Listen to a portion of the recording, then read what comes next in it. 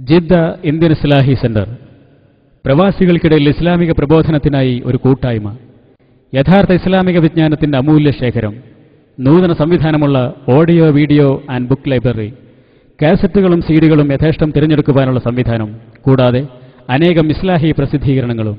ദീനീ വിജ്ഞാനം കരസ്ഥമാക്കാൻ പ്രവാസ ജീവിതത്തിലെ ഈ സുവർണാവസരം വിനിയോഗിക്കുക. ജിദ്ദ ഇന്ത്യൻ ഇസ്ലാഹി സെന്റർ, മസ്ജിദ് സൗദിന് സമീപം, മദീന റോഡ്, ജിദ്ദ. ഫോൺ 652395 6532 മാനവമോചനത്തിന് സൃഷ്ടാവിന്റെ സന്ദേശം. മുജാഹിദ് 7ാം സംസ്ഥാന സമ്മേളനം 2008 ജനുവരി 31, ഫെബ്രുവരി 1, 2, 3 തീയതികളിൽ ചങ്ങരംകുളം, മലപ്പുറം. മുജാഹിദ് 7ാം സംസ്ഥാന സമ്മേളനം 2008 ജനുവരി 31, ഫെബ്രുവരി 1, 2, 3 തീയതികളിൽ മലപ്പുറം ജില്ലയിലെ ചങ്ങരംകുളത്ത് വെച്ച് നടത്തപ്പെടുകയാണ്. നിങ്ങളേവരെയും ഞങ്ങൾ ക്ഷണിക്കുന്നു, സ്വാഗതം ചെയ്യുന്നു. ഇന്നൽ ഹംദലില്ലാ നഹ്മദുഹു വനസ്തഈനുഹു വനസ്തഗ്ഫിറുഹു വനഊദു ബില്ലാഹി മിൻ ശുറൂരി അൻഫുസിനാ വമിൻ സയ്യിആതി അഅമാലിനാ മൻ യഹ്ദിഹില്ലാഹു ഫലാ മുദില്ല ലഹു വമൻ യുദ്ലിൽ ഫലാ ഹാദിയ ലഹു വഅശ്ഹദു അൻ ലാ ഇലാഹ ഇല്ലല്ലാഹു വഹ്ദഹു ലാ ശരീക ലഹു വഅശ്ഹദു അന്ന മുഹമ്മദൻ അബ്ദുഹു വറസൂലുഹു. യാ അയ്യുഹല്ലദീന ആമനു തഖുല്ലാഹ ഹഖ്ക തുഖാതി വലാ തമൂതുന്ന ഇല്ലാ വഅൻതും മുസ്ലിമൂൻ. يا أيها الناس اتقوا ربكم الذي خلقكم من نفس واحدة وخلق منها زوجها وبث منهما رجالا كثيرا ونساء واتقوا الله الذي تساءلون به والأرحام إن الله كان عليكم رقيبا. يا أيها الذين آمنوا اتقوا الله وقولوا قولا سديدا يصلح لكم أعمالكم ويغفر لكم ذنوبكم ومن يطع الله ورسوله فقد فاز فوزا عظيما.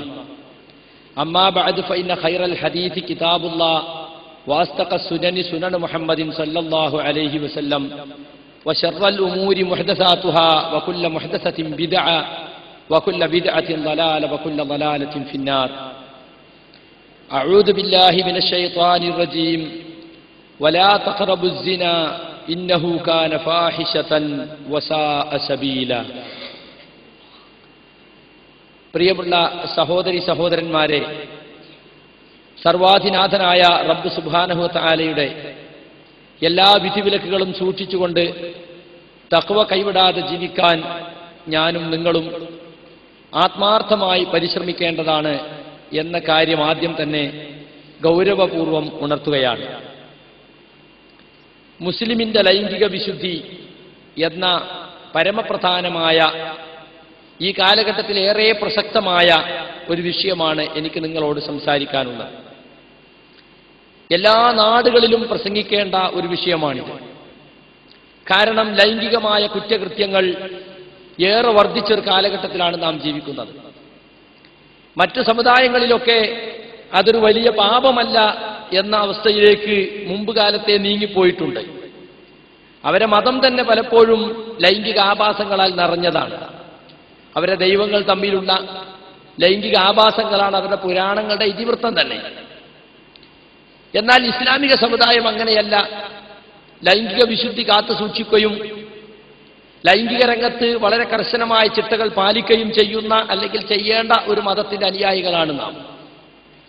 പക്ഷേ നിർഭാഗ്യകരമെന്ന് പറയട്ടെ, കാലം മുന്നോട്ട് പോകുമ്പോൾ വ്യഭിചാരവും അതുമായി ബന്ധപ്പെട്ട ലൈംഗിക കുറ്റകൃത്യങ്ങളും ബലാത്സംഗങ്ങളും തട്ടിക്കൊണ്ടുപോകലുകളും എന്നു മാത്രമല്ല, പ്രകൃതി വിരുദ്ധ ലൈംഗിക വൃത്തികൾ വരെ ഇന്ന് വളരെ വ്യാപകമായി കൊണ്ടിരിക്കുകയാണ്.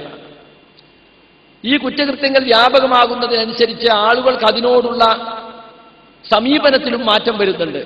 കണ്ടും കേട്ടും വായിച്ചും നമ്മുടെ കൺമുന്നിൽ തന്നെ കാണാവുന്ന തരത്തിൽ പരസ്യമായി കൊണ്ടിരിക്കുമ്പോൾ ആളുകൾ അതിനോടുള്ള എതിർപ്പ് കുറഞ്ഞു വരികയാണ്.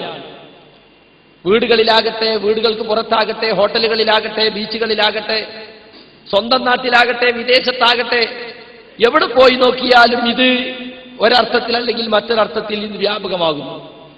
അപ്പോൾ അതിന്റെ ഗൗരവം തന്നെ കുറഞ്ഞു പോകുന്ന ഒരവസ്ഥ സംജാതമായിരിക്കുകയാണ്.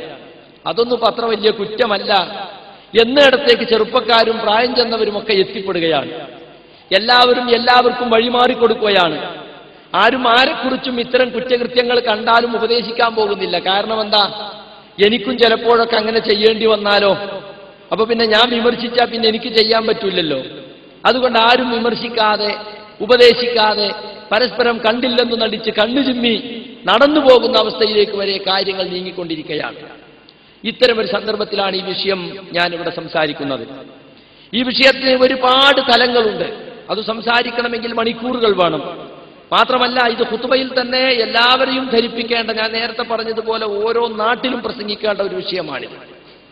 സുഹൃത്തുക്കളെ, നമ്മൾ അള്ളാഹുവിനെ സൂക്ഷിച്ച് ജീവിക്കാൻ ബാധ്യതപ്പെട്ടവരാണ്.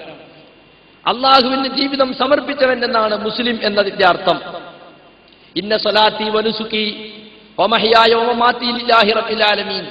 തീർച്ചയായും എന്റെ നമസ്കാരം, എന്റെ ആരാധനാകർമ്മങ്ങൾ, എന്റെ ജീവിതം, എന്റെ മരണം എല്ലാം സർവ്വലോകരക്ഷിതാവായ അള്ളാഹുവിനാകുന്നു എന്ന് ഖിദ്രക്ക് നേരെ തിരിഞ്ഞ് 5 നേരവും ഒതുവെടുത്ത് അവന്റെ മുമ്പിൽ പ്രതിജ്ഞ ചെയ്യുന്നവരാണ് നമ്മൾ ഓരോരുത്തരും. സ്വാഭാവികമായും നമ്മുടെ ജീവിതത്തിൽ അള്ളാഹുവിന്റെ കൽപ്പനകൾക്കെതിരായ, റസൂലുള്ളാഹി സ്വല്ലല്ലാഹു അലൈഹി വസല്ലം നിർദ്ദേശങ്ങൾക്കെതിരായിട്ട് സംഭവിക്കാതിരിക്കാൻ ഈ പ്രതിജ്ഞയിലൂടെ നാം അള്ളാഹുവിന്റെ മുമ്പിൽ ഉത്തരവാദപ്പെട്ടവരാവുകയാണ്. ഈ പ്രതിജ്ഞ ഒരു ഗൗരവമേറിയ പ്രതിജ്ഞയാണ്. നാഥാ, എന്റെ ജീവിതത്തിൽ നിനക്കെതിരായ ഒന്നും ഉണ്ടാവുകയില്ല എന്നാണ് നാം അവിടെ വെച്ച് യഥാർത്ഥത്തിൽ പ്രതിജ്ഞ ചെയ്യുന്നത്. നമ്മുടെ മതം കേവലം ചില ആരാധനകളും ചിട്ടകളും ചടങ്ങുകളും മാത്രം പഠിപ്പിച്ച് മനുഷ്യ ജീവിതത്തിന്റെ വിശാലമായ മേഖല വ്യക്തികളുടെ തന്നിഷ്ടത്തിന് വിട്ടുകൊടുത്ത ഒരു പുരോഹിത മതമല്ല. മറിച്ച് ജീവിതത്തിന്റെ എല്ലാ വശങ്ങളും കൃത്യമായി പരിഗണിക്കുകയും ആ മുതൽ ഷ വരെ അല്ലെങ്കിൽ എ മുതൽ Z വരെ മനുഷ്യ ജീവിതത്തിന്റെ എല്ലാ വശങ്ങളും പ്രതിപാദിക്കുകയും അവിടെയൊക്കെ വ്യക്തമായ നിർദ്ദേശങ്ങൾ നൽകുകയും ചെയ്തിട്ടുള്ള ഒരു മതമാണ് ഇസ്ലാം. ഒരു മുസ്ലിം യഥാർത്ഥ മുസ്ലിം ആകുന്നത്, മുത്തഖിയാകുന്നത് അവന്റെ ജീവിതം മുഴുവനും പരിശുദ്ധമാക്കപ്പെടുമ്പോൾ മാത്രമാണ്. ചില ആളുകളെ സംബന്ധിച്ച് പറയാറുണ്ട്, മൂപ്പരാളൊക്കെ നല്ലവനാണ്, പക്ഷെ സാമ്പത്തികം കുറച്ച് മോശമാണ്. വേറെ ചില ആളെ സംബന്ധിച്ച് പറയും ഒക്കെ ക്ലിയറാണ്, പക്ഷെ ലൈംഗിക രംഗം കുറച്ച് മോശമാണ്, പെണ്ണ് വിഷയം കുറച്ച് മോശമാണ് എന്നിങ്ങനെ ഓരോ ആളുകളെ സംബന്ധിച്ച് പറയാറുണ്ട്. വേറെ ചില ആളുകളെ സംബന്ധിച്ച് പറയും ഒക്കെ ശരിയാണ്, പക്ഷെ സ്വഭാവം കുറച്ച് മോശമാണ്. വേറെ ചില ആളുകളെ സംബന്ധിച്ച് പറയും നല്ല ധർമ്മമൊക്കെ ഉണ്ട്, പക്ഷെ നിസ്കരിക്കൂല. അങ്ങനെ ഓരോരുത്തർക്കും ഓരോ ന്യൂനതകളാണ്. അങ്ങനെ ചില ആളുകളൊക്കെ എന്താ വിചാരിക്കുന്നത് വെച്ചാൽ, ഞാൻ ഈ നന്മയൊക്കെ ചെയ്യുന്നില്ല, അതുകൊണ്ട് എന്റെ മറ്റേ തിന്മയൊക്കെ അങ്ങ് പുറത്തോളൂ എന്നാണ്. അങ്ങനെ സമാധാനിച്ച് നടക്കുകയാണ് എല്ലാവരും. സുഹൃത്തുക്കളെ, മൊബൈൽ ഒന്നും ഓഫ് ചെയ്യാം ദയവായിട്ട്. കുറച്ച് നമ്മളൊരു ദീനിയായ സദസ്സിൽ 1 മണിക്കൂർ പള്ളിയിൽ ഇരുന്ന് ഇത് കേൾക്കാൻ വേണ്ടി വന്നവരാണ്. ദയവായിട്ട് ഒന്ന് ഓഫാക്കുക എല്ലാവരും. അപ്പോ തെറ്റ് ചെയ്യുന്നവർക്ക് പിശാച് സയ്യന ലഹും അഅമാലഹും, അവരുടെ പ്രവർത്തനങ്ങൾ അവർക്ക് അലങ്കാരമാക്കി കാണിച്ചു കൊടുക്കും. നീ ചെയ്യുന്നതൊക്കെ ശരി തന്നെയാണ്, അതൊന്നും അത്ര വലിയ തെറ്റല്ല, ആരാപ്പത് ചെയ്യാത്ത, ഓൻ ചെയ്യല്ലേ, മറ്റോൻ ചെയ്യല്ലേ, ആ ആചാരി അല്ലേ, ഈ മൗലവി ചെയ്യല്ലേ, അയാൾ ചെയ്യല്ലേ എന്നൊക്കെ പറഞ്ഞിട്ട് ഓനെങ്ങനെ അതിൽ തന്നെ ഉറപ്പിച്ചു നിർത്താൻ പിശാച് പലവിധ ന്യായങ്ങളും അവന് പറഞ്ഞു കൊടുക്കും. സുഹൃത്തുക്കളെ, നമ്മൾ പരലോകത്ത് സ്വർഗം നേടണമെന്നുണ്ടെങ്കിൽ, നരകത്തിൽ നിന്ന് രക്ഷപ്പെടണമെന്നുണ്ടെങ്കിൽ ജീവിതത്തിന്റെ എല്ലാ രംഗവും വിശുദ്ധമായിരിക്കണം. ഒരു രംഗം മാത്രം വിശുദ്ധമാക്കി മറ്റേ രംഗത്ത് തമ്മാടിയും താന്തോന്നിയും തന്നിഷ്ടക്കാരനുമായാൽ പരലോകത്ത് നമുക്ക് രക്ഷപ്പെടാൻ കഴിയില്ല. സൂറത്തുൽ മുഅ്മിനൂനിന്റെ ആദ്യ ഭാഗം, ഖദ് അഫ്ലഹൽ മുഅ്മിനൂൻ, സത്യവിശ്വാസികൾ വിജയിച്ചിരിക്കുന്നു, അല്ലദീന ഹും ഫീ സ്വലാത്തിഹിം ഖാശിഊൻ, അവരവരുടെ നമസ്കാരത്തിൽ ഭയഭക്തിയുള്ളവരാണ്, വല്ലദീന ഹും അനിൽ ലഗ്വി മുഅ്രിദൂൻ, അവർ അനാവശ്യ കാര്യങ്ങളിൽ നിന്നും തിരിഞ്ഞു കളയുന്നവരാണ്, വല്ലദീന ഹും ലിസ്സകാത്തി ഫാഇലൂൻ, അവർ സകാത്ത് കൃത്യമായി നൽകുന്നവരാണ്, വല്ലദീന ഹും ലിഫുറൂജിഹിം ഹാഫിദൂൻ, അവരവരെ ഗുഹ്യസ്ഥാനങ്ങൾ കാത്തു സൂക്ഷിക്കുന്നവരാണ്, ഇല്ലാ അലാ അസ്വാജിഹിം ഔ മാ മലകത ഐമാനുഹും, അവരുടെ ഭാര്യമാരുമായുള്ള അനുവദിക്കപ്പെട്ട ഇണകളുമായുള്ള ബന്ധം അല്ലെങ്കിൽ ഇണയായി സ്വീകരിച്ച അടിമസ്ത്രീയുമായുള്ള ബന്ധം ഒഴികെ മറ്റുള്ളവരിൽ നിന്നെല്ലാം തന്റെ ഗുഹ്യാവയവങ്ങളെ കാത്തു സൂക്ഷിക്കുന്നവനായിരിക്കും. ഫഇന്നഹും ഗൈറു മലൂമീൻ, അങ്ങനെ സ്വന്തം ഭാര്യയുമായും ഭാര്യയായി സ്വീകരിച്ച അടിമസ്ത്രീയുമായും മാത്രം ബന്ധപ്പെടുന്ന ലൈംഗിക വിശുദ്ധി പുലർത്തുന്നവൻ ആക്ഷേപത്തിൽ നിന്ന് മുക്തനാണ്. ഫമനിബ്തഗാ വറാഅ ദാലിക, അതിനപ്പുറമുള്ള വല്ല ലൈംഗിക വൃത്തിയിലും ആരെങ്കിലും ഏർപ്പെട്ടാൽ ഫഉലൈക ഹുമുൽ ആദൂൻ, അവർ തന്നെയാണ് അതിക്രമകാരികൾ എന്ന് ഈ ആയത്ത് നമ്മളെ പഠിപ്പിക്കുന്നു. അതുകൊണ്ട് നിയമാനുസരണം അംഗീകരിക്കപ്പെട്ട ഇണയുമായി മാത്രം ലൈംഗിക ബന്ധത്തിൽ ഏർപ്പെടുക എന്നതാണ് ഇസ്ലാമിക ലൈംഗിക വിശുദ്ധിയുടെ കഴമ്പും കാതലും എന്ന് നമ്മൾ മനസ്സിലാക്കണം. പക്ഷേ നിർഭാഗ്യമെന്ന് പറയട്ടെ, ജീവിതത്തിൽ ഒരുപാട് നന്മകളുള്ള ഒട്ടനേകം ആളുകളെ നമുക്ക് കാണാൻ സാധിക്കും. പക്ഷെ അവരുടെ ലൈംഗിക ജീവിതം മോശമായിരിക്കും. എന്താണ് കാരണം? പലപ്പോഴും അതിന്റെ ഗൗരവത്തെക്കുറിച്ച് അവർ മനസ്സിലാക്കുന്നില്ല എന്നതാണ്. അതൊന്നും വലിയ കുറ്റമല്ല എന്ന് എങ്ങനെയോ ജീവിതത്തിന്റെ ഏതോ ഘട്ടത്തിൽ അവർ ധരിച്ചു വെച്ചിരിക്കുകയാണ്. സുഹൃത്തുക്കളെ, ലൈംഗിക വികാരം എന്ന് പറയുന്നത് മനുഷ്യവികാരങ്ങളെ കൂട്ടത്തിൽ ഏറ്റവും ശക്തമായ വികാരമാണ്. അതിനെ നിയന്ത്രിച്ച് അതിനെ യഥാർത്ഥ ചാലുകളിലേക്ക് തിരിച്ചുവിട്ടില്ലെങ്കിൽ മനുഷ്യൻ നശിച്ചു പോകാൻ വേറെ യാതൊന്നും ആവശ്യമില്ല. വമ്പിച്ച നാശത്തിന് അത് കാരണമാകും. അതുകൊണ്ട് തന്നെയാണ് വ്യഭിചാരത്തെ നീചവൃത്തികളെ കൂട്ടത്തിൽ ഏറ്റവും വലിയ നീചവൃത്തിയായി അള്ളാഹുവിന്റെ ഖുർആനും റസൂലുള്ളാഹി സ്വല്ലല്ലാഹു അലൈഹി വസല്ലം ഹദീസും വിശേഷിപ്പിച്ചത്. ഞാൻ ഓതിവെച്ച സൂറത്തുൽ ഇസ്രായിലായത്ത് വലാ തഖറബുസ്സിന, നിങ്ങൾ വ്യഭിചാരത്തെ സമീപിക്കരുത് എന്ന് പറഞ്ഞാൽ ആരെങ്കിലും വ്യഭിചരിക്കുമ്പോൾ അതിന്റെ അടുത്തുകൂടി പോകരുത് എന്നല്ല. വ്യഭിചാരത്തിലേക്ക് എത്തിപ്പെടുന്ന ഒരു കാര്യത്തിലേക്കും നിങ്ങൾ അടുത്തു പോകരുത് എന്നാണ് ആ പറഞ്ഞതിനർത്ഥം. ഇന്നഹു കാന ഫാഹിശതൻ, അത് ഏറ്റവും വലിയ നീചവൃത്തിയാകുന്നു. വസാഅ സബീല, സമൂഹത്തിനിടയിൽ ഏറ്റവും വൃത്തികെട്ട മാർഗവുമാകുന്നു അത് എന്ന് ഈ ആയത്ത് നമ്മളെ പഠിപ്പിക്കുകയാണ്. ഇബാദുർ റഹ്മാന്റെ സ്വഭാവം വിവരിക്കുന്നിടത്ത് വല്ലദീന ലാ യദഊന മഅല്ലാഹി ഇലാഹൻ ആഖർ, അവർ അല്ലാഹുവോടൊപ്പം മറ്റൊരു ദൈവത്തോടും പ്രാർത്ഥിക്കാത്തവരാണ്. വലാ യഖ്തുലൂന അൻ-നഫ്സല്ലതി ഹറമല്ലാഹു ഇല്ലാ ബിൽ ഹഖ്, ന്യായപ്രകാരമല്ലാതെ അല്ലാഹു അനുവദിച്ചിട്ടില്ലാത്ത ഒരാത്മാവിനെയും കൊന്നുകളയാത്തവരാണ്, മനുഷ്യവധം നടത്താത്തവരാണ്. വലാ യസ്നൂൻ, അവർ വ്യഭിചരിക്കാത്തവരാണ്. കണ്ടോ, ശിർക്കിനോടും കൊലപാതകത്തോടും ചേർത്തിക്കൊണ്ടാണ് അല്ലാഹു സുബ്ഹാനഹു വ തആല വ്യഭിചാരത്തെ പരാമർശിച്ചിരിക്കുന്നത്. വമൻ യഫ്അൽ ദാലിക, ഈ വക കുറ്റകൃത്യങ്ങൾ ആര് ചെയ്താലും യൽഖ അസാമ, അതിന്റെ പാപഫലം അവൻ കണ്ടെത്തുക തന്നെ ചെയ്യും. യുളാഅഫു ലഹുൽ അദാബു യൗമൽ ഖിയാമ, ഖിയാമത്ത് നാളിൽ അയാളുടെ ശിക്ഷ ഇരട്ടിയാക്കപ്പെടും. വയഖ്ലുദു ഫീഹി മുഹാന, അതിൽ നിന്ദ്യനായിക്കൊണ്ട് അവൻ ശാശ്വതനായി കഴിഞ്ഞുകൂടുന്നതാണ്. തുടർന്നുള്ള ആയത്തിൽ ഈ കുറ്റകൃത്യങ്ങൾ തൗബ ചെയ്ത് മടങ്ങിയാൽ അള്ളാഹു ആ തൗബ സ്വീകരിക്കുമെന്നും നല്ല കാര്യങ്ങൾ ചെയ്യാനുള്ള മനസ്ഥിതി അയാൾക്കുണ്ടാക്കുമെന്നുമൊക്കെ തുടർന്ന് പറയുന്നുണ്ട്. ഞാൻ പറയുന്നത് ഇതിന്റെ ഗൗരവം നമ്മൾ മനസ്സിലാക്കാൻ വേണ്ടിയാണ്. സുഹൃത്തുക്കളെ, ഇതിൽ നിശ്ചയിക്കപ്പെട്ട ശിക്ഷ മാത്രം, ഭൗതിക ശിക്ഷ, ഇസ്ലാമിക ഗവൺമെന്റ് നൽകുന്ന ശിക്ഷ മാത്രം നോക്കിയാൽ മതി അതിന്റെ ഗൗരവം മനസ്സിലാക്കാൻ. സൂറത്തുൻ നൂറിലെ 2-ാമത്തെ ആയത്ത് അസ്സാനിയത്തു വസ്സാനി ഫജ്ലിദൂ കുല്ല വാഹിദിൻ മിൻഹുമാ മിഅത ജൽദ, വ്യഭിചരിച്ച പുരുഷനും വ്യഭിചരിച്ച സ്ത്രീക്കും നിങ്ങൾ 100 അടി വീതം നൽകണം. വലാ തൗഖുദുകും ബിഹിമാ റൗഫത്തുൻ ഫീ ദീനില്ലാ, അള്ളാഹുവിന്റെ ദീൻ നടപ്പിലാക്കുന്ന കാര്യത്തിൽ ഒരു കാരുണ്യവും ദാക്ഷിണ്യവും നിങ്ങളെ പിടികൂടാൻ പാടില്ല. ഇൻ കുൻതും തുഅ്മിനൂന ബില്ലാഹി വൽ യൗമിൽ ആഖിർ, നിങ്ങൾ അള്ളാഹുവിലും പരലോകത്തിലും വിശ്വസിക്കുന്നവരാണെങ്കിൽ. വൽയശ്ഹദ് അദാബഹുമാ ത്വായിഫത്തുൻ മിനൽ മുഅ്മിനീൻ, അങ്ങനെ 100 അടി നടപ്പിലാക്കുന്നത് ഒരു സ്വകാര്യ മുറിയിൽ വെച്ചാകരുത്, പരസ്യമായിട്ടായിരിക്കണം. ഒരു കൂട്ടം മുഅ്മിനുകളുടെ മുമ്പിൽ വെച്ചായിരിക്കണം അവർക്ക് നിങ്ങൾ ഈ 100 അടി ശിക്ഷ നൽകേണ്ടത്. ഇത് അവിവാഹിതരാണെങ്കിൽ മാത്രം. അവിവാഹിതനായ പുരുഷനോ അവിവാഹിതയായ സ്ത്രീയോ വ്യഭിചരിച്ചാൽ അവർ തെളിഞ്ഞാൽ അതിനുള്ള ശിക്ഷ, 4 സാക്ഷി മുഖേന അത് തെളിഞ്ഞാൽ അവർക്കുള്ള ശിക്ഷയാണ് 100 അടി പരസ്യമായിട്ട്. അതിൽ യാതൊരു ദാക്ഷിണ്യവും പാടില്ല, ഒരു ദയയും പാടില്ല എന്ന് പ്രത്യേകം എടുത്തു പറഞ്ഞിരിക്കുകയാണ്. എന്നാൽ വിവാഹിതനാണ് വ്യഭിചരിച്ചതെങ്കിലോ, വിവാഹിതയായ സ്ത്രീയാണ് വ്യഭിചരിച്ചതെങ്കിലോ അവരെ പരസ്യമായി എറിഞ്ഞു കൊല്ലണമെന്നാണ്. അരക്കുമീതം മൂടുന്ന കുഴിയിൽ ഇറക്കി നിർത്തി കല്ലുകൊണ്ട് ഓരോ വിശ്വാസിയും എറിഞ്ഞെറിഞ്ഞ് നമ്മൾ പേപ്പട്ടിയെ കൊല്ലുന്നത് പോലെ എറിഞ്ഞു കൊല്ലണമെന്നാണ് അതിന്റെ ശിക്ഷ. നിങ്ങൾ ആലോചിച്ച് നോക്കണം, എന്തുമാത്രം വലിയ കുറ്റമാണ് വ്യഭിചാരത്തിന് അല്ലാഹു സുബ്ഹാനഹു വ തആല നിശ്ചയിച്ചിട്ടുള്ളത്. അതുകൊണ്ട് തന്നെയാണ് വ്യഭിചാരത്തിലേക്ക് എത്താൻ സാധ്യതയുള്ള മുഴുവൻ മാർഗങ്ങളെയും കൊട്ടിയടച്ചത്. ഇസ്ലാമി ഗൗരവമേറിയ ശിക്ഷ പ്രഖ്യാപിച്ചത് അതിലേക്കെത്തുന്ന മുഴുവൻ മാർഗങ്ങളും അടച്ചതിനു ശേഷമാണ്. ഒന്നാമതായി ഈ ശിക്ഷ നിശ്ചയിച്ചതോടൊപ്പം കണ്ണുകൾ നിയന്ത്രിക്കുവാൻ വേണ്ടി പഠിപ്പിച്ചു. കാരണം വ്യഭിചാരത്തിലേക്ക് നയിക്കുന്നത് നോട്ടമാണ്. ആണുങ്ങളാകട്ടെ പെണ്ണുങ്ങളാകട്ടെ പരസ്പരം വികാരത്തോടെ നോക്കുന്നതിനെ കർശനമായി വിലക്കിയൊരു മതമാണ് ഇസ്ലാം. അത് നേർക്ക് നേരെ നോക്കിയാലും ടിവിയിൽ നോക്കിയാലും പുസ്തകത്തിൽ നോക്കിയാലും പോസ്റ്ററിൽ നോക്കിയാലും ഏതിലായാലും അത് കുറ്റമാണ്. ചിലത് കുറ്റം കൂടും, ചിലത് കുറ്റം കുറയും എന്ന് മാത്രം. ഖുല്ലിൽ മുഅ്മിനീന യഗ്ദൂ മിൻ അബ്സാരിഹിം വയഹ്ഫദൂ ഫുറൂജഹും, നബിയെ സത്യവിശ്വാസികളായ ആണുങ്ങളോട് പറയുക, അവരവരെ ദൃഷ്ടികൾ താഴ്ത്തട്ടെ, കണ്ണുകൾ താഴ്ത്തട്ടെ, അവരുടെ ഗുഹ്യസ്ഥാനങ്ങൾ അവർ സൂക്ഷിക്കട്ടെ. ദാലിക അസ്കാ ലഹും, അതാണ് അവർക്ക് ഏറ്റവും പരിശുദ്ധമായിട്ടുള്ളത്. ഇന്നല്ലാഹ ഖബീറും ബിമാ യസ്നഊൻ, അവർ പ്രവർത്തിക്കുന്നതിനെ സംബന്ധിച്ച് അള്ളാഹു സൂക്ഷ്മമായി അറിയുന്നവനാകും. തീർന്നില്ല, ഇനി പെണ്ണുങ്ങളോടാ പറയുന്നത്. വഖുല്ലിൽ മുഅ്മിനാത്തി യഗ്ളുദ്ന മിൻ അബ്സാരിഹിന്ന വയഹ്ഫദ്ന ഫുറൂജഹുന്ന, സത്യവിശ്വാസിനികളായ സ്ത്രീകളോട് പറയണം, അവരവരുടെ ദൃഷ്ടികൾ താഴ്ത്തട്ടെ, അവരവരുടെ ഗുഹ്യസ്ഥാനങ്ങൾ സൂക്ഷിക്കട്ടെ. ഈ ദൃഷ്ടികൾ നിയന്ത്രിക്കുന്നതും ഗുഹ്യസ്ഥാനവും തമ്മിൽ എന്താണ് ബന്ധം? നോട്ടമാണ് മനുഷ്യനെ വ്യഭിചാരത്തിലേക്കും അതുപോലെയുള്ള ലൈംഗിക കുറ്റകൃത്യങ്ങളിലേക്കും നയിക്കുന്ന ഒന്നാമത്തെ ഘടകം. യാ അലി ലാ തുത്ബിഇൻ നദറതൻ നദറ, അലി ഒന്നിനു പിറകെ ഒന്നായി തുടരെ തുടരെ ഒരു പെണ്ണിനെ നോക്കല്ലേ. ഫഇന്ന ലകൽ ഊലാ ഫഇന്നമാ ലകൽ ഊലാ, ആദ്യത്തേത് ഉദ്ദേശപൂർവമല്ലാതെ ഒരു പെണ്ണ് നമ്മുടെ ദൃഷ്ടിയിൽപ്പെട്ടെന്ന് വരാം, അത് നിനക്ക് അനുവദിക്കപ്പെട്ടതാണ്.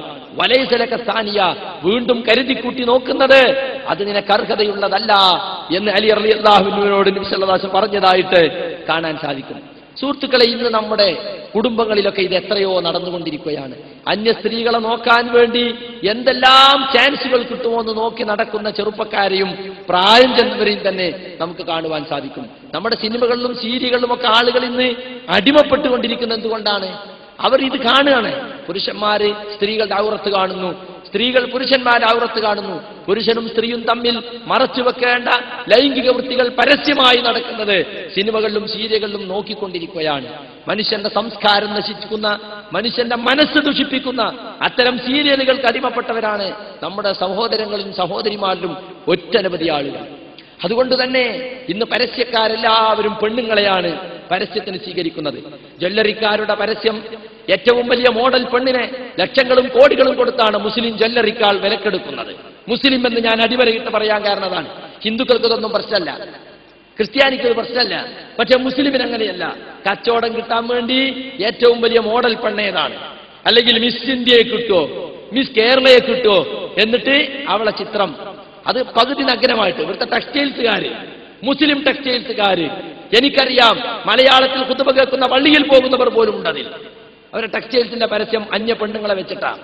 അന്യ പെണ്ണുങ്ങളെ ആഭാസകരമായ അവരെ വയറും പൊക്കിളും കയ്യും കാലും ഒക്കെ കാണിച്ചിട്ടാണ് പൈസ ഉണ്ടാക്കുന്നത്. ഈ റമദാൻ മാസത്തിൽ വരെ എങ്ങനെ ഇതൊക്കെ ഹലാലാകും? അപ്പൊ പരസ്യത്തിന് വേണ്ടി പെണ്ണിനെ ഉപയോഗിക്കാം. പർദ്ദന്റെ പരസ്യം എന്താ? പർദ്ദകളുടെ ഇനങ്ങൾ ഇങ്ങനെ ആങ്കറിൽ തൂക്കിയിട്ട പരസ്യം പോരാ, അവർക്ക് പർദ്ദയിട്ട മോഡൽ പെണ്ണിനെ വിളിക്കും. ആ മോഡൽ പെണ്ണ് പർദ്ദയും ഇട്ട് മൊബൈൽ ഫോണും പിടിച്ചിങ്ങനെ നിൽക്കണം. പർദ്ദയല്ല ആളുകൾ നോക്കുക, പെണ്ണിനെയാണ് നോക്കുന്നത്. കണ്ടോ? എവിടെ ഇറങ്ങിയാലും സിനിമാ പോസ്റ്ററുകളെ കൊണ്ട് കണ്ണു തുറക്കാൻ വയ്യാത്ത അവസ്ഥയാണ്. മനുഷ്യനെ ഈ സെക്സ് എന്ന മൂന്നക്ഷരത്തിന് ചുറ്റും കെട്ടിയിടാൻ വേണ്ടി പിശാച് കണഞ്ഞു പരിശ്രമിച്ചു കൊണ്ടിരിക്കുകയാണ്. മനുഷ്യന്റെ തഖ്വ നശിപ്പിക്കുവാൻ വേണ്ടി, മനുഷ്യന്റെ മതബോധം നശിപ്പിക്കുവാൻ വേണ്ടി അതിലേക്ക് ഇന്ന് മുസ്ലിം പണക്കാരും നീങ്ങിക്കൊണ്ടിരിക്കുകയാണ്. പണമുണ്ടാക്കാൻ ഏത് മാർഗവും സ്വീകരിക്കുക, എന്നിട്ട് കുറച്ചങ്ങോട്ട് ധർമ്മം കൊടുക്കുക, കുറച്ച് യത്തീംഖാനക്കും കുറച്ച് പള്ളിക്കും ഒക്കെ കൊടുത്താൽ ഒക്കെ ക്ലിയറായി, 2 ഹജ്ജും ചെയ്ത ഒക്കെ ക്ലീനായി എന്ന് വിശ്വസിക്കുന്ന കുറെ പണക്കാര് ഇനി നമ്മുടെ സമുദായത്തിലുണ്ട്. അവർ പലരും ഈ പ്രസംഗം കേൾക്കുന്നില്ല, കാസറ്റുകൾ കേൾപ്പിക്കണം എന്നാണ് എനിക്ക് പറയാനുള്ളത്. മനസ്സിലായില്ലേ? നമ്മുടെ സമുദായം നശിച്ചുകൊണ്ടിരിക്കുകയാണ്. ചില ആളുകളോട് ചോദിച്ചാൽ പറയുന്നത് കലയും സാഹിത്യവും ഒക്കെ ഇസ്ലാം അംഗീകരിച്ചതല്ലേ? എന്ത് കലയും സാഹിത്യം? അത് ഇങ്ങനെയുണ്ട് ഒരു കലയും സാഹിത്യവും? മനുഷ്യന്റെ സംസ്കാരം നശിപ്പിക്കുന്ന കല ഇസ്ലാം അംഗീകരിക്കോ? മനുഷ്യന്റെ സംസ്കാരം നശിപ്പിക്കുന്ന സാഹിത്യം? അതിപ്പോ സ്പോർട്സ് അല്ലേ, സ്പോർട്സിൽ അങ്ങനെയൊക്കെ വേഷം കെട്ടാൻ പറ്റുള്ളൂ. ആരാനോട് സ്പോർട്സിന് പോകാൻ പറഞ്ഞ അല്ല ചോദിക്കോ, ടെന്നീസ് കളിച്ചിരുന്നോന്ന്, എന്റെ മോളെ ടെന്നീസ് കളിപ്പിച്ചിരുന്നോന്ന് ചോദിക്കോ? വനിതാ ഫുട്ബോൾ എന്ന് പറയുമ്പോഴത്തിന് അവിടെ നിറഞ്ഞു ആണുങ്ങൾ. ഫുട്ബോൾ കാണാനല്ല പോണത്, കളിക്കുന്ന പെണ്ണുങ്ങളെ കാണാനാ. വല്ല സംശയമുണ്ടോ? അപ്പൊ ജംബോ സർക്കസ് എന്നിട്ട് സർക്കസ് വരാൻ പോണ്, അല്ലെങ്കിൽ മറ്റേ സർക്കസ്, ഏത് സർക്കസിലായാലും പെൺപ്രദർശനമാണ്. സർക്കസിലെ കോമാളി മുൻകൈയും മുഖൈക ബാക്കിയൊക്കെ മറിച്ചിട്ടുണ്ടാവും. നല്ല പാന്റും കുപ്പായം ഹാറ്റും ഒക്കെ ഉണ്ടാവും, സോക്സും ഷൂസും ഒക്കെ ഉണ്ടാവും. പെണ്ണാണെങ്കിലോ മറക്കേണ്ട ഭാഗം കുറച്ച് മറച്ചു എന്ന് പറയാൻ പേരിന് മാത്രം മറിച്ചിട്ടുണ്ടാവും. എന്നിട്ട് ഓള് ഊഞ്ഞാലാടുന്നതും ഓളിച്ച് സൈക്കിളും കളിക്കുന്നതും അത് കാണാനാ പോകുന്നത്. പെൺപ്രദർശനമാണ്. കായികാഭ്യാസങ്ങൾക്ക് ഇസ്ലാം എതിരാണോ? കായികക്ഷമത ഉണ്ടാക്കാൻ ഇസ്ലാം പ്രോത്സാഹിപ്പിച്ചിട്ടില്ല എന്നൊക്കെ പറഞ്ഞിട്ട് നല്ല മൊക്കനത്ത പെണ്ണുങ്ങളും ഒക്കെ പോവുക. ഇപ്പൊ കുറെ ഉത്സവങ്ങളുണ്ട് ഇവിടെ, മലബാർ മഹോത്സവം, വ്യാപാരികളെ വകയായിട്ട്. എന്നിട്ട് അവിടെ ചാട്ടുകട്ടി, മരണക്കിണറും സർക്കസും എല്ലാവരും ഇതിന്റെ പിറകിലാണ് ഇപ്പോ. അതിനുവേണ്ടി നമ്മുടെ മുസ്ലിം പെണ്ണുങ്ങൾ അണിഞ്ഞുകെട്ടി ഒരുങ്ങി പോവുകയാണ്. മുസ്ലിം പെണ്ണുങ്ങളെ പുറത്തിറക്കാൻ വേണ്ടി എന്ത് ചെയ്യുമെന്നാണ് ഇവിടുത്തെ കച്ചവട കണ്ണുള്ളവർ ആലോചിച്ചുകൊണ്ടിരിക്കുന്നത്. കാരണം പൈസ ഇഷ്ടം പോലെ കിട്ടുമല്ലോ, ഭർത്താക്കന്മാർ ഗൾഫിലായിരിക്കും, ഇഷ്ടം പോലെ അയച്ചു കൊടുക്കും, ഇഷ്ടം പോലെ കൊണ്ടുപോയി ചെലവാക്കും. അതുകൊണ്ട് കച്ചവടം കിട്ടണമെങ്കിൽ മുസ്ലിം പെണ്ണുങ്ങളെ പുറത്തിറക്കണം. അതിനുവേണ്ടി എന്തൊക്കെ ചെയ്യാൻ പറ്റുമോ അതൊക്കെ ചെയ്തുകൊണ്ടിരിക്കുകയാണ്. സുഹൃത്തുക്കളെ, നമ്മൾ മനസ്സിലാക്കേണ്ട ഒരു കാര്യം, മനുഷ്യന്റെ ലൈംഗിക വികാരത്തെ ഇക്കിളിപ്പെടുത്തുന്ന തരത്തിൽ നമ്മുടെ പരസ്യങ്ങളും മോഡലുകളും ഒക്കെ വർദ്ധിക്കുമ്പോൾ നമ്മൾ വളരെ സൂക്ഷ്മത കൈക്കൊണ്ടില്ലെങ്കിൽ നമ്മൾ തെറ്റിപ്പോകും, യാതൊരു സംശയവുമില്ല. ചില ആളുകളൊക്കെ രഹസ്യമായിട്ട് അശ്ലീലം കാണുന്നവരാണ്. ആരുടെയും കൂടുള്ളപ്പോഴൊന്നും അശ്ലീലം കാണൂല. പൈങ്കിളി സാഹിത്യം വാങ്ങിയിട്ട് മെല്ലെ ബനിയൻ്റെ ഉള്ളിൽ തിരികിയിട്ട് കിടക്കൻ്റെ അടിയിൽ കൊണ്ടുവച്ചിട്ട് അതിങ്ങനെ വായിച്ചിട്ട് മെല്ലെ കിട്ട് ഏതെങ്കിലും ദിവസം ആരെങ്കിലും വന്ന് കടക്കൊന്നിച്ച് നോക്കുമ്പോഴാണ് കാണുക. എടുത്തേക്കാൻ മറന്നുണ്ടാവും. എപ്പോഴും ശൈത്താൻ ഓർമ്മ കൊടുക്കൂല്ലോ. അങ്ങനെ അശ്ലീലം വായിക്കുന്നവരെ നമുക്ക് കാണാൻ സാധിക്കും. എന്ന് മാത്രമല്ല, രാത്രി എല്ലാവരും ഇറങ്ങിയ ഒറ്റയ്ക്ക് റൂമിൽ ഇരുന്നിട്ട് അശ്ലീല കാസറ്റ് കാണുക, ബ്ലൂ കാസറ്റ് കാണുക. ഇങ്ങനത്തെ മനുഷ്യന്മാർ അവരെ മനസ്സ് എന്തുമാത്രം ദുഷിച്ചു പോയിട്ടുണ്ട് എന്ന് നിങ്ങൾ മനസ്സിലാക്കണം. എന്ന് മാത്രമല്ല, ചില ആളുകൾക്കൊക്കെ ലൈംഗിക ജീവിതത്തിൽ ഒരു ഹരം കിട്ടണമെങ്കിൽ ഇതൊക്കെ കാണണം എന്നുള്ള അഭിപ്രായക്കാരാണ്. അങ്ങനെ ദുഷിച്ചുകൊണ്ടിരിക്കുകയാണ്. എന്ന് മാത്രമല്ല, ഇതൊക്കെ കണ്ടിട്ട് ഇപ്പൊ ചില ആളുകൾക്ക് എന്റെ ഭാര്യ എന്താ കോലം, പെണ്ണുണ്ട് എന്ത് ചെയ്യലുണ്ട്. ഭർത്താവിനെ സംബന്ധിച്ച് പെണ്ണുങ്ങൾക്കുള്ള ധാരണ, എന്റെ മാപ്പിളന്റെ കോലെന്താ, ആ മമ്മൂട്ടി മോഹൻലാലൊക്കെ എന്ത് നല്ല ചേലുണ്ട് എന്ന് പറഞ്ഞ് ലൈംഗിക ജീവിതത്തിലും ഇവർക്ക് സംതൃപ്തി കിട്ടുന്നില്ല. അവർ മനസ്സിൽ കാണേണ്ടത് അങ്ങനെയാണ്. മനസ്സിലായില്ലേ? അവര് മനസ്സിൽ കാണുന്ന പുരുഷൻ വേറെയാണ്, ഇവര് മനസ്സിൽ കാണുന്ന സ്ത്രീകൾ വേറെയാണ്. പിന്നെ എന്താ ചെയ്യാ, 2-3 കുട്ടികളൊക്കെ ആയില്ലേ, അങ്ങനെ ഒപ്പിച്ച് പോകുന്നെ. പേരിന് മാത്രം ഭാര്യ. അവർക്ക് ലൈംഗിക ജീവിതത്തിൽ സംതൃപ്തിയില്ല. ഓഫീസിൽ ചെന്ന സ്റ്റെനോ, യാത്രയിൽ കാൾ ഗേൾ, പീടിയെ ചെന്ന സെയിൽസ് ഗേൾ, എല്ലാവരും ബന്ധം. ഇപ്പൊ എല്ലാ കടയിലും പെൺകുട്ടികളാണ്. അതിനത് ബോറടിക്കാണ്ടിരിക്കാനാണ്. കച്ചവടക്കാരന് ബോറടിക്കാണ്ടിരിക്കാൻ, ബെർനോനും ബോറടിക്കരുത്. അത് ഈ ഫാൻസി കടയിലും ജ്വല്ലറിലൊക്കെ അതന്നെ പറ്റുള്ളൂ. എന്നിട്ട് ഓളെങ്ങനെ അണിയിച്ചൊരുക്കി നിർത്തി ഓളെ കാണാനാ വരുന്നത് ആളുകൾ. മനസ്സിലായില്ലേ? ഓളൊരു ദിവസം വന്നില്ലേ, ഇവൻ അന്ന് ഭയങ്കര മൂഡൌട്ടായിരിക്കും. എന്താ, വൈകുന്നേരം വരെ ഓളോട് കൊഞ്ചിക്കൊഴിഞ്ഞിരിക്കുകയാണ്. ഇതൊക്കെ ഹലാലാണെന്നാ വിശ്വസിക്കുക. ഇവരൊക്കെ 4 നേരം വന്ന് നിക്കരിച്ചിട്ട് വല്ല കാര്യമുണ്ടോ? മനുഷ്യൻ നശിച്ചുകൊണ്ടിരിക്കുകയാണ്. എന്തിനാ ഈ പെൺകുട്ടികളെ ചെയ്യുക? അത് ശമ്പളം കുറവാ മൗലവി. ശമ്പളം കുറവായതുകൊണ്ട് നിർത്താണ്. ശമ്പളം കുറവായതിന് നിർത്തുക. അതിനതിന് ചില ചിട്ടകളൊക്കെ ഉണ്ട്. ഈ ശരീരം കാണിച്ചിട്ട് ഇവിടെ വരാൻ പാടില്ല നിങ്ങൾക്ക് പറഞ്ഞൂടെ? അതിന് ചില ചിട്ടകളും ബാധ്യതകളും പാലിക്കണ്ടേ? അതില്ല. അത് കഴിയുന്നത്ര ഇതിന് സൗകര്യം ചെയ്തു കൊടുക്കല. അപ്പോ ചില പാരലൽ കോളേജുകൾ അവർ നിലനിൽപ്പന്നെ ആൺകുട്ടികളും പെൺകുട്ടികളും മിങ്കിളാകാൻ കൂടുതൽ സൗകര്യം ചെയ്തു കൊടുക്കല. അതാണ് പോലെ വിജയശതമാനത്തിന്റെ രഹസ്യം എന്നാ. മനസ്സിലായില്ലേ? നമ്മൾ ശ്രദ്ധിക്കുന്നുണ്ടോ ഇന്ന്? എന്തെല്ലാം മെഡിക്കൽ സ്ഥാപനങ്ങൾ പലയിടത്തും എവിടെയൊക്കെ നമ്മൾ മനസ്സിലാക്കേണ്ട കാര്യമാണിത്. കണ്ണുകൊണ്ടുള്ള വ്യഭിചാരമാണ് നോട്ടമെന്ന്. കുതിബ അല ബനി ആദം നസീബുഹു മിനസ്സിന മുദ്രികുൻ ദാലിക ലാ മഹാല. ആദമിന്റെ മക്കൾക്ക് ഓരോരുത്തർക്കും ഓരോ വിഹിതം, വ്യഭിചാരത്തിന്റെ വിഹിതം അത് കിട്ടുക തന്നെ ചെയ്യും. ഫൽ ഐനാനി സിനാഹുമാ അൻ-നദർ. 2 കണ്ണുകൾ അതിന്റെ വ്യഭിചാരമാണ് നോട്ടം. വല്ലുദിനാനി 2 കാതുകൾ സിനാഹുമാ ലിസ്തിമാ, അശ്ലീലം കേൾക്കുക, അശ്ലീല പാട്ട് കേൾക്കുക. അല്ലേ? ഇപ്പൊ മാപ്പിളപ്പാട്ടാന്നും പറഞ്ഞിടും. എന്താ, കൽവ് നിറയെ നീയാണ്, കണ്ണ് നിറയെ നീയാണ്. അല്ലേ? എന്നിട്ടൊരു പെണ്ണിന്റെ പേര്, എന്നിട്ട് ഓളവക മറുപടി, കൽബിൽ മുഴുവൻ നീയാണ്, ഉറങ്ങാൻ കഴിയുന്നില്ല എന്നൊക്കെ പറഞ്ഞ ഇത് പച്ച പ്രേമ ലേഖനമാണ്. പച്ച പ്രേമലേഖനം പാട്ടാക്കിയിരിക്കുക. പേരെന്താ? മാപ്പിളപ്പാട്ട്. ഈ മാപ്പിളപ്പാട്ട് കേട്ടൂടെ? ഏറ്റവും വൃത്തികെട്ട നാറികൾ ഇവിടുത്തെ മാപ്പിളപ്പാട്ടുകാരാണ്, യാതൊരു സംശയം. അത് മാപ്പിള കലാ അക്കാദമി, മാപ്പിള കലാ പുരസ്കാരം. എന്ത് മാപ്പിളതൊക്കെ? സംസ്കാരം നശിക്കുന്ന മാപ്പിള. ഇങ്ങനെ ഉണ്ട് ഒരു മാപ്പിള. പേര് മാപ്പിളയാ മതി, വേറൊന്നും വേണ്ട. ഈ വൃത്തികെട്ട പാട്ടല്ലേ ഇത്? നമ്മളെ സമുദായത്തിന് ചീത്ത പേരാത്. അതുകൊണ്ട് സുഹൃത്തുക്കളെ, കേൾക്കൽ, സെക്സ്, അശ്ലീല വർത്താനങ്ങൾ കേൾക്കൽ, അശ്ലീലം കേൾക്കാൻ വേണ്ടി മാത്രം എന്തെല്ലാം വൃത്തികേടുകൾ ഇന്ന് ഫോണിലൂടെ ലഭിക്കും, എന്തെല്ലാം വൃത്തികൾ ഇന്റർനെറ്റിലൂടെ ലഭിക്കും. ഇതൊക്കെ കേൾക്കാൻ വേണ്ടി നിന്നാൽ അൽ ഉദ്നാനി സിനാഹുമാ ലിസ്തിമാ, കാതുകൾ കൊണ്ടുള്ള വ്യഭിചാരം അത് കേൾക്കലാണ്. വല്ലിസാൻ സിനാഹുമൽ കലാം, നാവ് കൊണ്ടുള്ള വ്യഭിചാരം അശ്ലീലം സംസാരിക്കലാണ്. ചിലർ എന്ത് സംസാരിച്ചാലും അതിലെത്തുള്ളൂ. അത് ആണുങ്ങളോട് പറഞ്ഞാലും പെണ്ണുങ്ങളോട് പറഞ്ഞാൽ അത് എല്ലാ ദ്വയാർത്ഥമല്ലാതെ സംസാരിക്കല്ല. അതൊരു ഹോബിയ ചില ആളുകൾക്ക്. അത് നാവ് കൊണ്ടുള്ള വ്യഭിചാരമാണ്. വല്യദു സിനാഹ അൽ ബത്തുസ്, കൈ കൊണ്ടുള്ള വ്യഭിചാരം പിടിക്കലാണ്.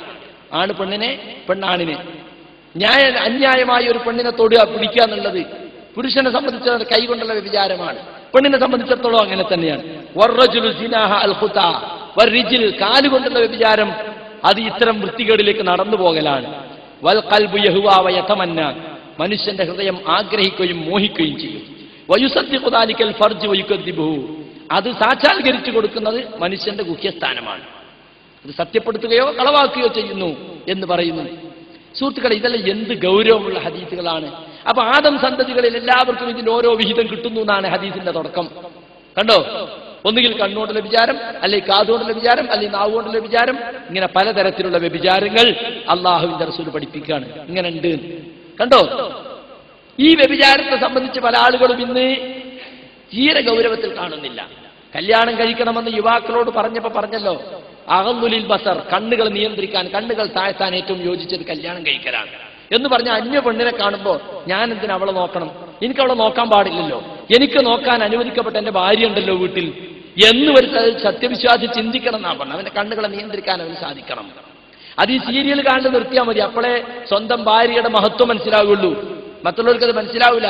സീരിയലും ടിവിയും കാണുന്നവർക്ക് ഒരു കാലത്തും ലൈംഗിക ജീവിതത്തിൽ സംതൃപ്തി ഉണ്ടാവില്ല, ഉറപ്പാണത്. അവരിങ്ങനെ പറയും ഞാൻ സംതൃപ്തിയാണ്, ഞങ്ങളിപ്പോ കല്യാണം കഴിഞ്ഞതുപോലെ തന്നെയാണ് 20 കൊല്ലം കഴിഞ്ഞെന്നൊക്കെ ആളുകളോട് പറയും. യഥാർത്ഥത്തിൽ അതായിരിക്കില്ല. അവരെ മനസ്സ് മുഴുവൻ വേറെ പലതും ആയിരിക്കും. അതുകൊണ്ട് സുഹൃത്തുക്കളെ, ഈ അശ്ലീലം കാണൽ നമ്മൾ അവസാനിപ്പിക്കണം. എനിക്ക് പ്രത്യേകിച്ച് ഓർമ്മപ്പെടുത്താനുള്ള അതാണ്. ഇനി മറ്റൊന്ന്, ഇസ്ലാമിൽ വെച്ചിട്ടുള്ള മറ്റൊരു വ്യഭിചാരത്തിൽ എത്തിപ്പെടാതിരിക്കാനുള്ള മറ്റൊരു മുൻകരുതൽ, സ്ത്രീകൾ ഇസ്ലാമിക വേഷം ധരിക്കണം. സ്ത്രീ അവരുടെ അംഗലാവണ്യം പുറത്തു കാണിക്കാൻ പാടില്ല. സ്ത്രീയെ അള്ളാഹു സൃഷ്ടിച്ചിട്ടുള്ളത് പുരുഷനെ ആകർഷിക്കുന്ന തരത്തിലാണ്. നബി സല്ലല്ലാഹു അലൈഹി വസല്ലം പറഞ്ഞിട്ടുണ്ട്, നിങ്ങളുടെ കൂട്ടത്തിൽ ഏറ്റവും നല്ല ദൃഢചിത്തനായ ഒരു പുരുഷനെ പോലും അവന്റെ ബുദ്ധിയെ നീക്കിക്കളയാൻ പെണ്ണുങ്ങളെപ്പോലെ വേറെ ആരെയും ഞാൻ കാണുന്നില്ല. ഏത് ശാസ്ത്രജ്ഞനെയും ഏത് ബുദ്ധിജീവിയെയും വീഴ്ത്തിക്കളയുന്ന ഒരു വശ്യത അവൾക്ക് അള്ളാഹു കൊടുത്തിട്ടുണ്ട്, പെണ്ണിന്റെ വശ്യത. ആ വശ്യത അനുഭവിക്കാൻ ഭർത്താവിന് മാത്രമേ അവകാശമുള്ളൂ എന്നാണ് ഇസ്ലാം പഠിപ്പിക്കുന്നത്. അപ്പൊ പെണ്ണുങ്ങളെ സംബന്ധിച്ചിടത്തോളം അള്ളാഹു സുബ്ഹാനഹു വ തആല അവരോട് ശർഈയായ ഹിജാബ് ധരിക്കണമെന്ന് പറഞ്ഞതാണ്. യാ അയ്യുഹൻ നബിയ്യു ഖുൽ ലി അസ്വാജിക വ ബനാതിക വ നിസാഇൽ മുഅ്മിനീന യുദ്നീന അലൈഹിന്ന മിൻ ജലാബീബിഹിന്ന.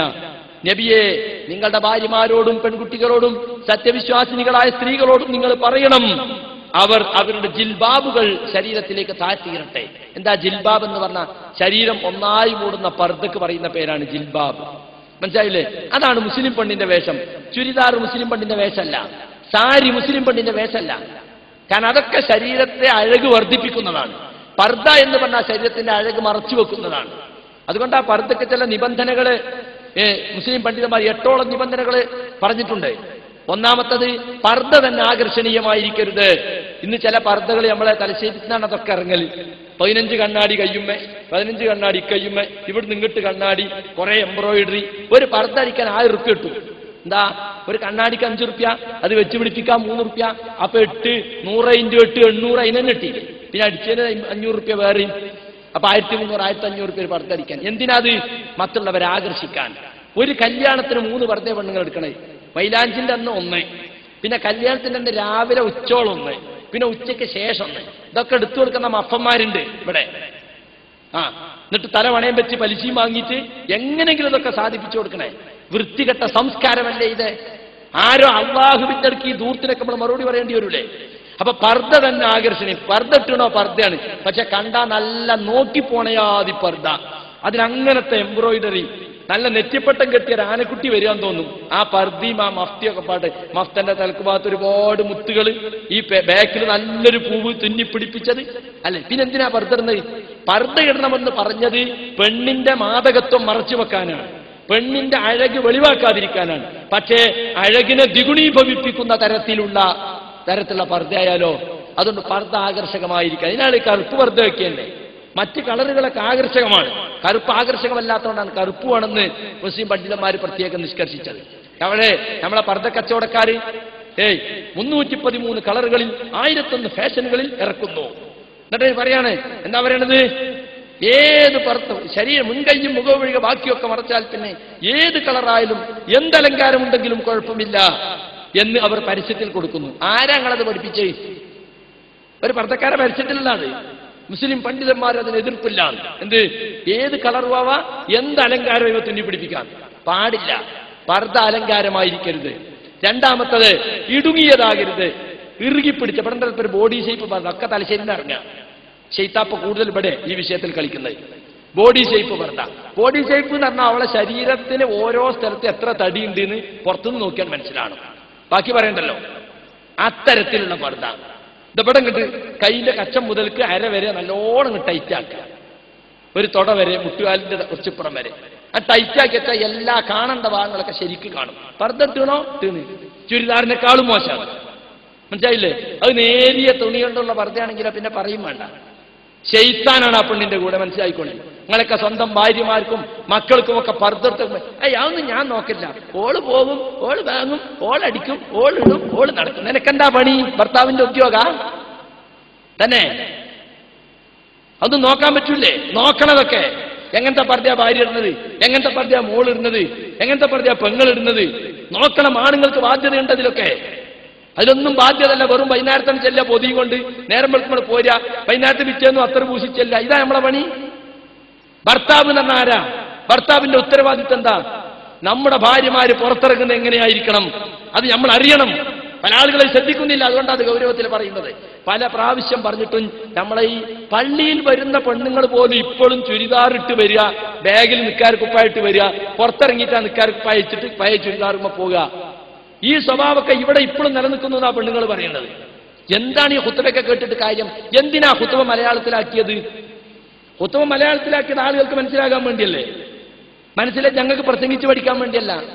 ജനങ്ങൾ ജീവിതത്തിൽ പകർത്തി മാറ്റമുണ്ടാകണം, അതിനുവേണ്ടി അത് പറയുന്നത്. ഞങ്ങൾ അഭിപ്രായങ്ങളല്ല പറയുന്നത്, ഇസ്ലാമിന്റെ കാര്യങ്ങളാണ് പറയുന്നത്. അതുകൊണ്ട് സുഹൃത്തുക്കളെ, നമ്മുടെ പെൺകുട്ടികളുടെ വേഷം എങ്ങനെയായിരിക്കണമെന്ന് നമ്മൾ നല്ലവണ്ണം ശ്രദ്ധിക്കണം.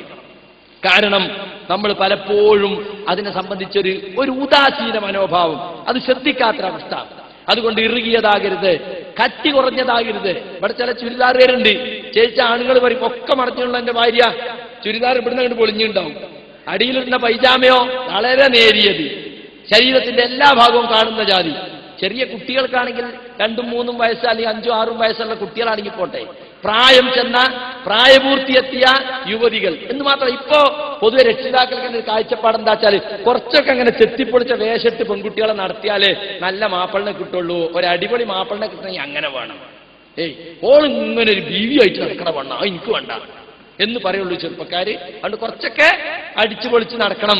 അതിനുവേണ്ടി അങ്ങനത്തെ ഒക്കെ എടുത്തെടുത്ത് പെൺകുട്ടികൾ എങ്ങനെ പ്രദർശനത്തിന് ഇറക്കാണ് ഉമ്മയും ബാപ്പിയും. ഉമ്മ നല്ല പർദ്ദട്ടുണ്ട്, ഒപ്പം പോണ മോൾക്കോ ഇറുകിയ ജീൻസും ടീഷർട്ടും, പിന്നെ 4 ഇഞ്ച് വെള്ള ചെരുപ്പും. ഇപ്പൊ മുഖം തോന്നും കണ്ട.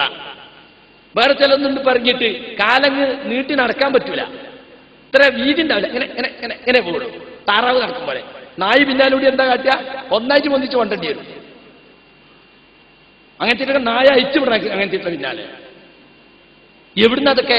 വലിയ പർദ്ദക്കാരത്തി ബീവിയായിട്ട് ഉമ്മ ഉണ്ടാവും. ഇപ്പൊ ചെറുപ്പക്കാരത്തി ഇങ്ങനെ. ഇതൊന്നും നമ്മൾ ശ്രദ്ധിക്കുന്നില്ല. ശ്രദ്ധിക്കണതൊക്കെ വളരെ ഗൗരവമുള്ള കുറ്റങ്ങളതൊക്കെ. നമ്മളെ പെൺകുട്ടികളെ ഇങ്ങനെ പ്രദർശനത്തിന് വെക്കുന്നത്, അല്ലെങ്കിൽ നമ്മളെ ഭാര്യമാരെ, നമ്മളെ മക്കളെ, ഇതെല്ലാം നമ്മൾ ചോദിക്കപ്പെടും അല്ലാഹുവിന്റെ മുമ്പിൽ. പുരുഷന്മാരെ സംബന്ധിച്ചിടത്തോളം, കുടുംബനാഥനെ സംബന്ധിച്ചിടത്തോളം അവനവന്റെ ഭാര്യയുടെ കാര്യത്തിലും മക്കളെ കാര്യത്തിലും പെങ്ങന്മാരുടെ കാര്യത്തിലൊക്കെ ചോദിക്കപ്പെടുന്നവരാണ് എന്ന് മനസ്സിലാക്കണം. പിന്നെ മറ്റൊന്ന്, അപ്പൊ ഇറുകിയതാകരുത്, കട്ടി കുറഞ്ഞതാകരുത്, ശരീരത്തിൽ ഒഴുകി നടക്കുന്ന ഒട്ടിപ്പിടിക്കുന്നതാകരുത്. ഇതൊക്കെ പറഞ്ഞ ശേഷം സുഗന്ധം ഉപയോഗിക്കുന്നതാകരുത്. പെണ്ണ് ശരീരത്തിലോ വസ്ത്രത്തിലോ ഒന്നും സുഗന്ധം ഉപയോഗിച്ച് പുറത്തിറങ്ങാൻ പാടില്ല. പക്ഷെ ഇന്നെന്താ, അങ്ങാടികളിലൊക്കെ പോയാല് നല്ല വില പിടിപ്പുള്ള സുഗന്ധം ഭർത്താക്കന്മാർ വരുമ്പോ ഭാര്യയ്ക്ക് മാത്രം ഒരു പെട്ടി ഉണ്ടാവും. ഗൾഫിൽ നിന്ന് വരുമ്പോ അത് ഉമ്മയും കാണൂല, വാപ്പിയും കാണില്ല, ആളുകൾ ഓളതിന്റെ ഉള്ളിൽ ഉണ്ടാവില്ല. അതിന് മുഴുവൻ സ്പ്രേയും അത്തറുമായിരിക്കും.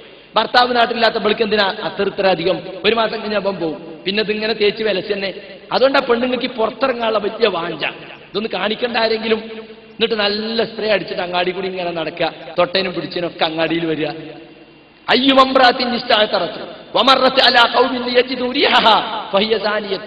ഏതെങ്കിലും ഒരു പെണ്ണ് അത്തറ് പൂശിക്കൊണ്ട് അല്ലെങ്കിൽ സുഗന്ധം ഉപയോഗിച്ചുകൊണ്ട് ഒരു ജനതയുടെ അടുത്തുകൂടെ കടന്നുപോയി, അവളെ കാണുവാൻ വേണ്ടി, അവളുടെ മണം ആസ്വദിക്കാൻ വേണ്ടി. എന്നാൽ അവൾ വേശ്യയാണ്, വ്യഭിചാരിണിയാണ്. ആരാ പറയുന്നത്? മുഹമ്മദ് റസൂലുള്ളാഹി സ്വല്ലല്ലാഹു അലൈഹി വസല്ലം 1400 കൊല്ലം മുമ്പ് പറഞ്ഞ. എന്ന് പറഞ്ഞാൽ ഓളെ 100 അടി അടിക്കണം എന്നല്ല, വിവാഹിതാണെങ്കിൽ എറിഞ്ഞു വല്ലണം എന്നല്ല. പിന്നെ അത് വേശ്യ പെണ്ണുങ്ങളെ പണിയാണ്. ഓളെ കച്ചവടം നടക്കണമെങ്കിൽ പലരെ ആകർഷിക്കണമല്ലോ. അപ്പൊ അവളിങ്ങനെ സുഗന്ധം മാറ്റി മാറ്റി ഉപയോഗിച്ചുകൊണ്ടിരിക്കും.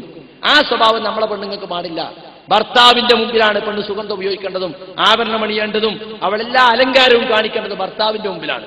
ഭർത്താവിന്റെ മുമ്പിലോ ഒക്കെ അയച്ചിട്ട് ആ പഴയതിട്ടിട്ട് ഇങ്ങനെ ഉണ്ടാവും ചെല്ലുമ്പോ, അല്ലേ? മൂത്ത് കുറച്ച് കരി, ഇവിടെ കുട്ടി മൂത്രയിച്ചിട്ട് പിടിച്ച് കൈ പിഴിഞ്ഞ് അതും ഒരു ചൂലും പിടിച്ച് അങ്ങനെയൊക്കെ ഉണ്ടാവും. ശരിയല്ലേ? അപ്പൊ പിന്നെ ആണുങ്ങൾക്ക് തോന്നും ആ റോട്ടിൽ കൂടി പോണ പെണ്ണ് എത്ര നന്നു. വെളും റോട്ടിൽ കൂടി പോകുമ്പോ അങ്ങനെ തന്നെയാണ്, പക്ഷെ വീട്ടിൽ വരുമ്പോ എങ്ങനെയാണ്? കണ്ടോ?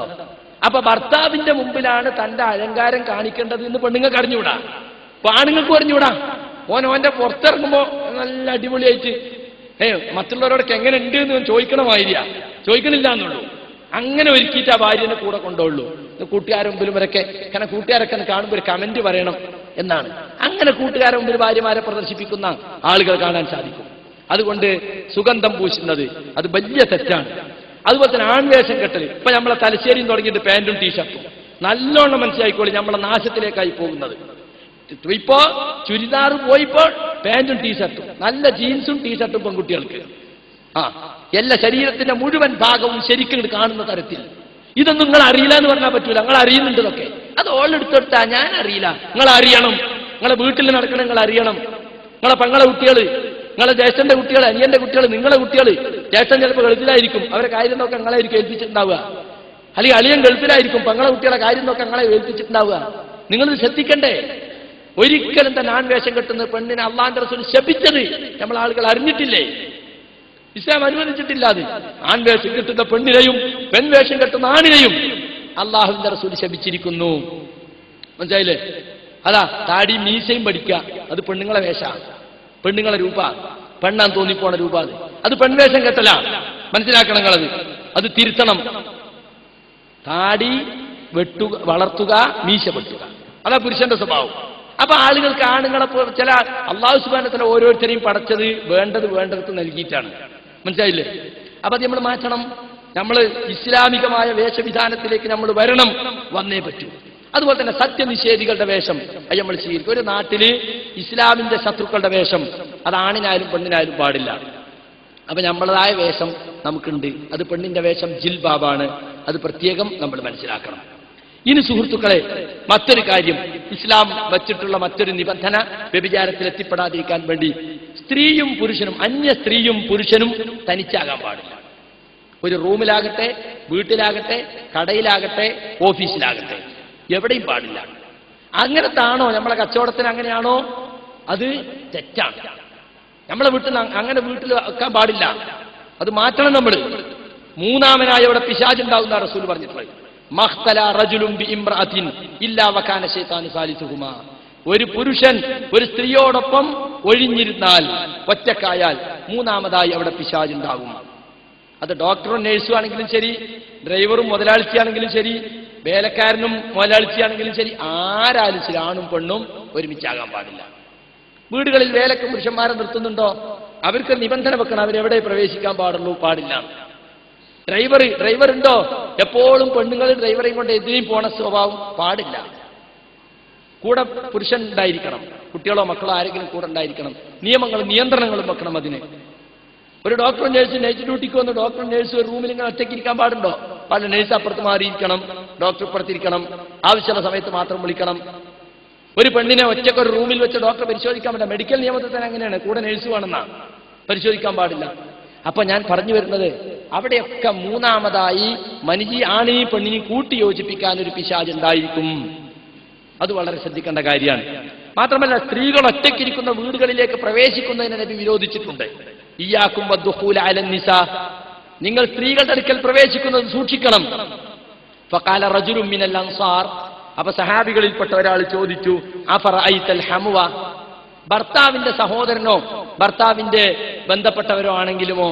നബി പറഞ്ഞാൽ ഹമു വൽ മൗത്ത്, ഭർത്താവിന്റെ ബന്ധപ്പെട്ടവരാണെങ്കിൽ അത് മരണതുല്യമാണ്. കണ്ടോ? അപ്പോ ഭർത്താവിന്റെ ഒരു പെണ്ണ് മാത്രം വീട്ടിലുള്ളപ്പോ ഭർത്താവിന്റെ അനുജനോ ജ്യേഷ്ഠനോ ജ്യേഷ്ഠന്റെ മകനോ അങ്ങനെയൊക്കെ പെങ്ങളോ മോനോ ഒക്കെ ഉണ്ടാവുമല്ലോ, അവർ വന്നാല് അവിടെ ഒറ്റക്കുള്ള സ്ഥലത്തേക്ക് പ്രവേശിക്കാൻ പാടില്ല.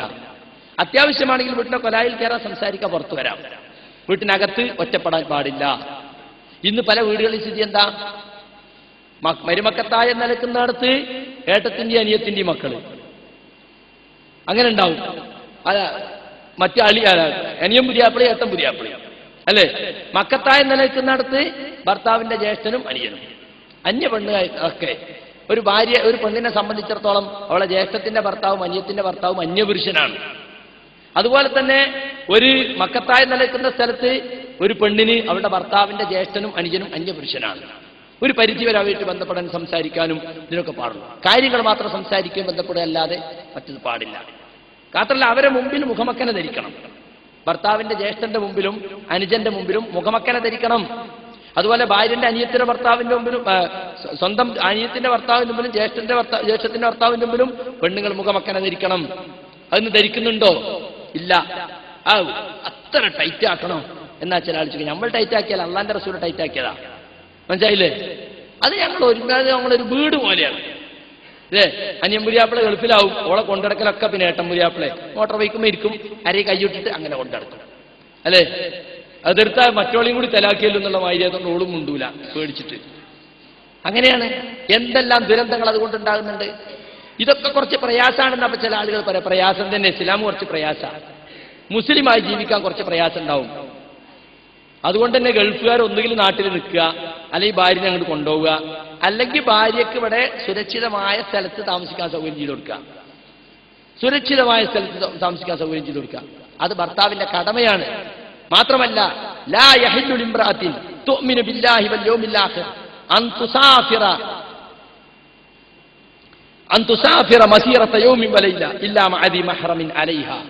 യാത്ര ചെയ്യുമ്പോൾ ഒരു പെണ്ണിന്റെ കൂടെ ഒരു രാവും പകലും, ചിലതിലൊരു രാവ് മാത്രമുണ്ട്, ദൂരമുള്ള യാത്രയാണെങ്കിൽ മഹറമായ ഒരു പുരുഷൻ കൂടെയില്ലാതെ യാത്ര ചെയ്യാൻ പാടില്ല. കെട്ടുബന്ധം നിഷിദ്ധമായ, അവള് ഭർത്താവില്ലാതെ ഇരിക്കുമ്പോൾ കെട്ടാൻ പറ്റുന്ന ആരും പറ്റൂല. ഒരു കാലത്തും കെട്ടാൻ പറ്റാത്ത അങ്ങനത്തെ ആള്. ഇപ്പൊ വാപ്പ, ആങ്ങള, അല്ലെങ്കിൽ വാപ്പാന്റെ വാപ്പ, അല്ലെങ്കിൽ പിന്നെ മകളുടെ ഭർത്താവ്, അല്ലെങ്കിൽ മകന്റെ കുട്ടി, മകളെ കുട്ടി, ഇങ്ങനെയുള്ള കെട്ടുബന്ധം നിഷിദ്ധമായ പുരുഷൻ കൂടെ വേണം. അല്ലാതെ യാത്ര ചെയ്യാൻ പാടില്ലെന്ന് നബി സല്ലല്ലാഹു അലൈഹി വസല്ലം ഗൗരവത്തിൽ തന്നെ നമ്മളെ പറഞ്ഞിട്ടുണ്ട്, പഠിപ്പിച്ചിട്ടുണ്ട്. അപ്പൊ ഇതൊന്നും പറഞ്ഞാൽ ആർക്കും ഇഷ്ടാവില്ല. അതുകൊണ്ട് ആരും പറയില്ല,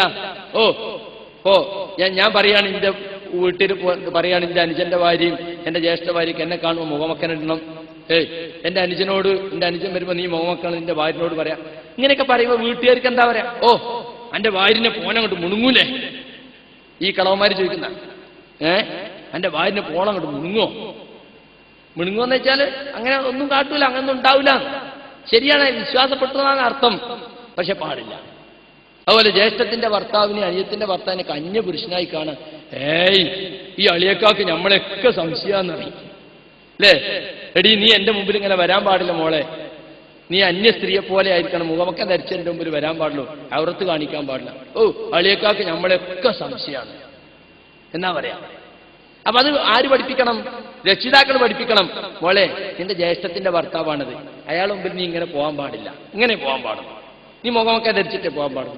സംസാരത്തിനും പെരുമാറും, അപ്പൊ തൊടുന്നതിനും പിടിക്കുന്നതിനും ഒക്കെ നിയമമുണ്ട്. തൊടാൻ പാടില്ല, പിടിക്കാൻ പാടില്ല, കളിക്കാൻ പാടില്ല.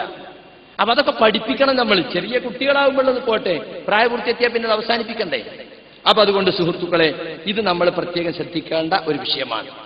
അതുപോലെ തന്നെ സ്ത്രീകളുടെ അഴിഞ്ഞാട്ടം, വഖർന ഫീ ബുയൂതികുന്ന വലാ തബറജ്ന തബറുജൽ ജാഹിലിയത്തിൽ ഊല. നിങ്ങൾ വീടുകളിൽ അടങ്ങി ഒതുങ്ങിയിരിക്കണം, ജാഹിലിയ കാലത്തെ പോലെ നിങ്ങൾ അഴിഞ്ഞാടി നടക്കരുത് എന്ന് നബി സല്ലല്ലാഹു അലൈഹി വസല്ലമയുടെ ഭാര്യമാരെ വിളിച്ചുകൊണ്ട് പരിശുദ്ധ ഖുർആൻ പറയുന്നുണ്ട്. എല്ലാ മുസ്ലിം പെണ്ണുങ്ങൾക്കും ബാധകമായ കാര്യമാണ്. അങ്ങനത്തെ ഒരു കാലഘട്ടത്തിലാണ് റസൂൽ ജീവിച്ച്. ജാഹിലിയത്തിലെ പെണ്ണുങ്ങൾ ഇഷ്ടം പോലെ ഔറത്ത് പുറത്ത് കാണിച്ച് നടക്കരുത്. നബി പറഞ്ഞിട്ടുണ്ട്, അൽ മർഅതു ഔറത്തുൻ ഫൈദാ ഖറജത് ഇസ്തശ്റഫഹ ശൈത്താൻ. പെണ്ണ് മറഞ്ഞിരിക്കേണ്ടവളാണ്, അവൾ പുറത്തിറങ്ങിയാൽ പിശാച് അവളെ കൂടുതൽ പ്രദർശിപ്പിക്കാൻ ശ്രമിക്കും, കൂടുതൽ വെളിപ്പെടുത്താൻ ശ്രമിക്കും. പെണ്ണുങ്ങൾക്ക് ഈ പ്രദർശന മനസ്സിൽ ആരുണ്ടായി കൊടുക്കണതാ? പിശാച് ഉണ്ടായി കൊടുക്കണം. അന്യ ആണുങ്ങൾ തന്നെ കാണണം, നോക്കണം എന്ന ഒരു ചിന്താഗതിയിലേക്ക്. പള്ളിയിൽ വരുമ്പോൾ പോലും ആർഭാടം പാടില്ല എന്ന ഇസ്ലാമിന്റെ നിയമം കേട്ടോ. വീട്ടിൽ അടങ്ങി ഒതുങ്ങിയിരിക്കണമെന്ന് പറയുന്നത് ശറഈയായ ആവശ്യങ്ങൾക്ക് പുറത്തു പോകുന്നതിന് തടസ്സമല്ല. ശറഈയായ ആവശ്യത്തിൽപ്പെട്ടതാണ് പള്ളിയിലുള്ള ജുമാഇൻ ജമാഅത്തും. ഇമാം ഇബ്നു കസീർ അദ്ദേഹത്തിന്റെ തഫ്സീറിൽ വ്യക്തമായിരുന്നു. പക്ഷേ ഫി ശർത്തിഹി, അതിന് ചില ഷർത്തുകളുണ്ട് പള്ളിയിൽ വരുന്നതിന്. എന്താ ഷർത്ത്? ആർഭാടമുള്ള വസ്ത്രം ധരിച്ച് പള്ളിയിൽ വരാൻ പാടില്ല. വൽയഖ്റുജ്ന വഹുന്ന തഫിലാത്ത്, അനാർഭാടകളായിക്കൊണ്ട്, അലങ്കാരമില്ലാത്തവരായിക്കൊണ്ട് അവർ വരട്ടെ. അതുപോലെ തന്നെ നിങ്ങൾ പള്ളിയിൽ വരികയാണെങ്കിൽ നിങ്ങൾ തീബ് ഉപയോഗിക്കാൻ പാടില്ല. എന്താ തീബ്? സുഗന്ധം ഉപയോഗിക്കാൻ പാടില്ല. ഒരു പെണ്ണ് സുഗന്ധം പൂശിയിട്ട് പള്ളിയിൽ വന്നത് അബൂ ഹുറൈറ റളിയല്ലാഹു അൻഹു കണ്ടപ്പോ പോയിട്ട് കുളിക്കാൻ പറ്റില്ല, ജനാബത്ത് കുളിക്കും പോലെ കുളിച്ചിട്ട് ശുദ്ധിയായിട്ട് വന്നാണ്. അത്ര ഗൗരവമുള്ള കാര്യമാണ്. അപ്പൊ ഇസ്ലാമിക വേഷം ധരിച്ചുകൊണ്ട്, ആർഭാട വേഷം ധരിക്കാതെ, അതുപോലെ തന്നെ സുഗന്ധം ഉപയോഗിക്കാതെ ആയിരിക്കണം പെണ്ണുങ്ങള് പള്ളിയിൽ വരും. അതിന് കഴിയില്ലേ, പെണ്ണുങ്ങൾ വരണ്ട. അങ്ങനത്തെ പെണ്ണുങ്ങൾ വരണ്ട. ചുരിദാർ ബാഗിലിട്ടിട്ട് ഇവിടെ വന്നിട്ട് നിസ്കാരക്കുപ്പായിട്ട് പുറത്തിറങ്ങുമ്പോൾ അരക്കൈയിട്ടിട്ട് ഇതൊക്കെയല്ലേ നിങ്ങളെ മുസ്ലിം പള്ളിയിൽ വന്ന പെണ്ണുങ്ങളെന്ന് മറ്റുള്ളവർക്ക് പറയാൻ കാരണമാക്കുന്ന തരത്തിൽ, ഈ സമ്പ്രദായത്തെ തന്നെ അധിക്ഷേപിക്കുന്ന തരത്തിൽ അങ്ങനത്തെ പെണ്ണുങ്ങൾ ദയവായിക്കൊണ്ട് വരരുത് എന്നാണ് പ്രത്യേകം ഓർമ്മപ്പെടുത്താനുള്ളത്. മാത്രമല്ല, സ്ത്രീകൾ പുരുഷനെ ആകർഷിക്കുന്ന തരത്തിൽ നടക്കുന്ന സ്ത്രീകളെ കുറിച്ച് അവൾ പിശാചാണെന്നാണ് റസൂൽ പറഞ്ഞിട്ടുള്ളത്. ഇന്നൽ മർഅത തുഖ്ബിലു ഫീ സൂറത്തി ശൈത്താൻ വതുദ്ബിറു ഫീ സൂറത്തി ശൈത്താൻ ഫൈദാ അബ്സറ അഹദുകും ഇംറഅതൻ ഫൽയഅതി അഹ്ലഹു ഫഇന്ന ദാലിക യറുദ്ദു മാ ഫീ നഫ്സിഹി. ഒരു പെണ്ണ് മുന്നിട്ട് വരുന്നത് പിശാചിന്റെ രൂപത്തിലാണ്, പിന്നിട്ട് പോകുന്നതും പിശാചിന്റെ രൂപത്തിലാണ് എന്ന് പറഞ്ഞാൽ അത്രയും ആകർഷിക്കുന്ന തരത്തിൽ നോക്കി നിൽക്കുന്ന പുരുഷന് പൈശാചികത ഉണ്ടാക്കുന്ന തരത്തിലാണ് ഓളെ വേഷം. ഓൾ മുന്നോട്ട് വരുന്ന കണ്ടാലും പിന്നിട്ട് പോകുന്ന കണ്ടാലും അങ്ങനെയാണ്. നിങ്ങൾ ആരെങ്കിലും അത്തരം ഒരു സ്ത്രീ നിങ്ങളെ ദൃഷ്ടിയിൽപ്പെട്ടാൽ അവൻ തന്റെ ഭാര്യയെ സമീപിക്കട്ടെ, അവന്റെ മനസ്സിലുള്ളതിനെ അത് കണ്ടു തടയാൻ സാധിക്കും. കണ്ടോ, നബി സല്ലല്ലാഹു അലൈഹി വസല്ലമയുടെ ദൃഷ്ടിയിൽ ഇങ്ങനെ ഒരു പെണ്ണ് ദൃഷ്ടിയിൽപ്പെട്ടപ്പോൾ നബി സ്വന്തം ഭാര്യ സൈനബിയുടെ അടുത്ത് പോയി തന്റെ ആവശ്യം നിർവഹിച്ചുവെന്നും അതിനുശേഷമാണ് സഹാബികളോട് ഈ കാര്യം പറഞ്ഞതെന്നും ഈ ഹദീസിൽ ഇമാം മുസ്ലിം വായിച്ച ഹദീസിൽ കാണാൻ സാധിക്കും. അള്ളാന്റെ റസൂലിന് വരെ അങ്ങനത്തെ ആകർഷകത്വം ഉണ്ടായെങ്കിൽ നമ്മുടെ സ്ഥിതി എന്താണ് നമ്മൾ ആലോചിച്ചു നോക്കണം. അതുകൊണ്ട് സുഹൃത്തുക്കളെ, പെണ്ണുങ്ങൾ ആണുങ്ങൾ ആകർഷിക്കുന്ന തരത്തിൽ വസ്ത്രം ധരിക്കുന്നത് വലിയ കുറ്റമാണ്. നിസാഉൻ കാസിയാത്തുൻ ആരിയാത്തുൻ. ഞാൻ നരകത്തിൽ കണ്ട രണ്ട് വിഭാഗത്തെക്കുറിച്ച് റസൂൽ പറയാണ്. ചില പെണ്ണുങ്ങൾ അവർ വസ്ത്രം ധരിച്ചിട്ടുണ്ട്, പക്ഷേ അവർ നഗ്നകളാണ്. കണ്ടോ, വസ്ത്രം ധരിച്ചിട്ട് പക്ഷെ അവർ ഔറത്ത് പുറത്താണ്. എന്നാ വസ്ത്രം ധരിച്ച് പേരിനകത്ത് ധരിച്ചിട്ടുണ്ടാവും, ധരിച്ചത് തന്നെ ഉള്ളിലുള്ളതൊക്കെ കാണുന്ന പോലെയാണ്.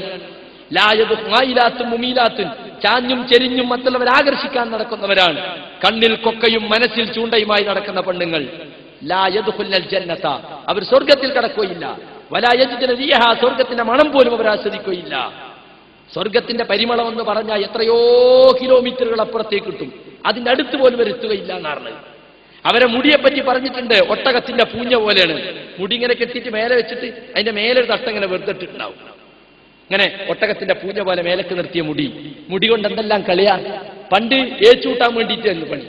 നീളല്ലാഞ്ഞിട്ട് ചന്തിന്റെ താഴെ നിൽക്കണം പെണ്ണുങ്ങളെ മുടി, അതിനു വേണ്ടി ചെട്ടിച്ച് വരുമ്പോ മുടി വാങ്ങും വിലക്ക്, എന്നിട്ട് അത് സോപ്പിട്ട് കഴുകിയിട്ട് ഏച്ചൂട്ടി വെക്കും.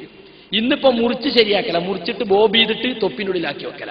എന്നിട്ട് ടീഷർട്ടും ജീൻസും ഇട്ടാല് ആണാ പെണ്ണാന്ന് തിരിയൂല. കാരണം മുടി കൊണ്ട് മനസ്സിലാവൂല, വേഷം കൊണ്ട് മനസ്സിലാവൂല. അങ്ങനെ ഇതൊക്കെ നമ്മുടെ മുസ്ലിം പെണ്ണുകളിലേക്കും വരുന്നുണ്ട്. ഒക്കെ ഇംഗ്ലീഷ് മീഡിയം സ്കൂളുകളിൽ പോകുന്ന പെൺകുട്ടികൾക്ക് എന്തെല്ലാം സംസ്കാരങ്ങളാണ്. എന്നാലും നല്ല എഡ്യൂക്കേഷൻ കിട്ടുമോലി, നല്ല എഡ്യൂക്കേഷനാ. സംസ്കാരം നശിച്ച് എന്തിനാണോ എഡ്യൂക്കേഷൻ? സംസ്കാരം നിലനിർത്തുന്ന എഡ്യൂക്കേഷൻ നമുക്ക് വേണ്ടു. സംസ്കാരം നശിച്ച എഡ്യൂക്കേഷൻ നമുക്ക് ആവശ്യമില്ല. ഇന്ന് എന്തിനാ മുസ്ലിം പെൺകുട്ടികൾ പഠിക്കണമെന്ന് രക്ഷിതാക്കൾക്ക് അറിഞ്ഞുകൂടാ. കുറെ അങ്ങനെ പോകും ഏതെങ്കിലുമൊക്കെ കോഴ്സ്. എവിടെയാ അമ്മദിക്കാങ്ങളെ മോള് പഠിക്കണേ?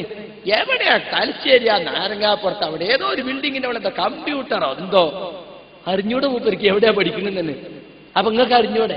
ഞാൻ പൈസ ചോദിച്ചാൽ കൊടുക്കും, കുട്ടികൾ പഠിച്ചോട്ടെ, പഠിക്കണ്ടേ. അങ്ങനെ പോകും. നേരം വെളുക്കും 7 മണിക്കൊണ്ട് ഇറങ്ങും, വൈകുന്നേരം 7 മണിക്കൊന്ന് കയറി ചെല്ലും. 1 2 പീരീഡ് ക്ലാസ്സിൽ പോകേണ്ടിയിരിക്കും. ആരപ്പാ പോണത്, ആരൊക്കെ അവിടെ ഉള്ളത്, എന്താ അവിടുത്തെ കോലം, ഒന്നും അന്വേഷിക്കാൻ ആർക്കും സമയമില്ല. പഠിപ്പിക്കണേ ഇസ്ലാമിതരാണോ? ഇങ്ങനെ ഉണ്ടോ ഒരു പഠിപ്പിക്കൽ? ഇങ്ങനത്തെ പഠിപ്പിക്കൽ ഇസ്ലാമിതരാ? അങ്ങനെ പഠിപ്പിക്കേണ്ടതില്ല. നിസ്കരിക്കുന്നുണ്ടോ കുട്ടികൾ? നിസ്കാരം ഉണ്ടോ അവർക്ക്? ദൂറുണ്ടോ, എസറുണ്ടോ? എന്ന് മാത്രമല്ല, അവരും അന്യപുരുഷന്മാരുമായുള്ളവരെ ബന്ധങ്ങൾ എന്താണ് അവിടെ? എന്നിട്ട് വല്ല രാമൻകുട്ടിന്റെ ഒപ്പോ ശങ്കരൻകുട്ടിന്റെ ഒപ്പോ പോയിട്ട് പിന്നെ കുത്തിരുന്ന് കരയാ. ഞാൻ അബൂക്കറിന്റെ ഒപ്പം അഹമ്മദിന്റെ ഒപ്പം ആയാലും എന്താ ഹറാമല്ലേ? ചില ആളുകൾക്ക് അന്യസമുദായ മാത്രമേ വിഷമമുള്ളൂ. അന്യസമുദായക്കാരനെ ഒളിച്ചോടി. നമ്മുടെ സമുദായക്കാരനായാലും എന്താ, നിക്കായില്ലാതെ ഒളിച്ചോടിയാ മറ്റേ പിടിച്ച് കെട്ടിച്ചു കൊടുക്കുകയും ചെയ്യാം. മറ്റേ അതിന് പറ്റൂല, അവൻ ആദ്യം പോയി തൊപ്പിടിക്കേണ്ടി വരും. അവര് വിഷമുണ്ട്, അല്ലാതെ രണ്ടും ഹറാം തന്നെ. അപ്പൊ അതൊക്കെ നമ്മുടെ ശ്രദ്ധക്കുറവുകൊണ്ടാണ്. പെൺകുട്ടികളെ വളർത്തിയാൽ ആ പെൺകുട്ടികളെ നരകത്തുന്നൊരു മറയായിരിക്കുന്ന റസൂൽ പറഞ്ഞില്ലേ? വെറുതെ പറഞ്ഞാലത് പെൺകുട്ടികളെ വളർത്താൻ കുറച്ച് പണിയുണ്ട്, അതുകൊണ്ട് തന്നെയാ പറഞ്ഞത്. പെൺകുട്ടികളെ നല്ല അതപോടെ വളർത്തണമെന്നുണ്ടെങ്കിൽ നല്ല പ്രയാസമുണ്ട് ഈ കാലഘട്ടത്തിൽ വിശേഷിച്ചും. ഒരു പെൺകുട്ടി പുറത്തിറങ്ങി വീട്ടിൽ നിന്ന് തിരിച്ചെത്തോളം ഉമ്മയും ബാപ്പയും വേദനിക്കുകയാണ്. എന്തിനാ പെടുന്നത്? അപ്പൊ സുരക്ഷിതമുള്ള സ്ഥലത്ത് മാത്രം പെൺകുട്ടികളെ പഠിപ്പിക്കാൻ മതി, അല്ലെങ്കിൽ പഠിപ്പിക്കേണ്ടതില്ല. നിങ്ങളെ പെൺകുട്ടി ഡിഗ്രിയും പിന്നെ BBM-ഉം കമ്പ്യൂട്ടറും ഒക്കെ പഠിച്ചോന്ന് പഠിച്ചോന്ന് ചോദിക്കൂല. നിങ്ങളെ പെൺകുട്ടികൾ അന്യ പുരുഷന്റെ കൂടെ പോയാൽ നിങ്ങളതിന് ഉത്തരവാദിയാണ്. അത് നിങ്ങൾ സൗകര്യം ചെയ്തു കൊടുക്കുകയാണ്. ആ സൗകര്യം ചെയ്തു കൊടുക്കുന്നത് യഥാർത്ഥത്തിൽ വലിയ കുറ്റമാണ്. 3 ആളുകൾ നരകത്തിൽ കടക്കുമെന്ന് പറഞ്ഞിടത്ത് ഒരാൾ പറഞ്ഞ ദയ്യൂസ് എന്ന് പറഞ്ഞാൽ എന്താ? സ്വന്തം വീട്ടിൽ വ്യഭിചാരം അനുവദിക്കുന്നവനാണ്. നിങ്ങൾ വ്യഭിചരിച്ചോളി എന്ന് പറയൊന്നും വേണ്ട. വ്യഭിചരിക്കാനുള്ള സൗകര്യങ്ങളൊക്കെ ചെയ്തു കൊടുക്കുക. വീട്ടിക്ക് തിരിഞ്ഞു നോക്കൂല. ഭാര്യന്റെ നടപ്പോ അല്ലെങ്കിൽ പെണ്ണുങ്ങളെ നടപ്പോ അതിന് മുമ്പ് എനിക്ക് പൈസ പൈസ പൈസ പൈസ സുബൈക്കുണ്ടിറങ്ങും 11 മണിക്ക് കയറി ചെല്ലും. പിന്നെ മരത്തടി ഒട്ടിട്ടോ ഇങ്ങനെ കിടന്നിറങ്ങും. നടന്നു നേരം വിളിക്കുമ്പോൾ പോരും. പൈസ പൈസ പൈസ പൈസ തന്നെ. ഒരു ശ്രദ്ധയില്ല. അങ്ങനത്തെ കുടുംബങ്ങളിൽ എന്തെല്ലാം നടക്കുന്നുണ്ട് അത് നമ്മൾ മനസ്സിലാക്കണം. നമുക്ക് അതിനൊക്കെ സമയം കണ്ടെത്തണം. പരലോകമാണ് നമുക്ക് വലുത്, ദുനിയാവല്ല നമുക്ക് വലുത്. നമുക്ക് പരലോകമാണ് വലുത്. നമ്മൾ ഇന്ന് തന്നെ മരിച്ചാലും എന്തെല്ലാം ചോദ്യങ്ങൾക്ക് നാം ഓരോരുത്തരും വിധേയരാകുമെന്നതിനെ സംബന്ധിച്ച് ഓർക്കണം സുഹൃത്തുക്കളെ. പള്ളിയിൽ പോലും ആണുങ്ങളെ തൊട്ട് പിന്നിലാണ് റസൂലിന്റെ കാലത്ത് പെണ്ണുങ്ങളിൽ നിന്ന്. അപ്പൊ നബി പറഞ്ഞെന്താ അറിയോ? പെണ്ണുങ്ങൾ ഏറ്റവും മോശമായ സഫ് 1ാമത്തെ സഫാണ്. എന്താ കാരണം? ആണുങ്ങളെ തൊട്ട് ബാക്കിലുള്ള സഫാണ്. ഒരു മറയില്ല. ഇന്നത്തെ പോലെ വേറെ റൂമിലൊന്നുമല്ല, നേരെ ബാക്കിലാ. അതുകൊണ്ട് പെണ്ണുങ്ങൾ ഏറ്റവും നല്ല സഫ് ഏറ്റവും അവസാനത്തെ സഫാണ്. ആണുങ്ങളിൽ നിന്ന് അകന്ന സഫ് ഉണ്ടോ? വേറെ റൂമിലാവുമ്പോൾ അത് പ്രശ്നമില്ല, പക്ഷെ തൊട്ട് ബാക്കിലാവുമ്പോൾ അങ്ങനെ. നിങ്ങൾ ആലോചിക്കുക, നിസ്കരിക്കാൻ വരുമ്പോ എല്ലാവരും പള്ളിയിലാണ്, പടച്ചവനെ പേടിച്ച് നിസ്കരിക്കാൻ ആണും പെണ്ണൊക്കെ. അവിടെ പോലും ആണുങ്ങൾ നകന്നു നിൽക്കാൻ ശ്രമിക്കണം പെണ്ണുങ്ങൾ, പെണ്ണുങ്ങൾ നകന്നു നിൽക്കാൻ ശ്രമിക്കണം ആണുങ്ങൾ.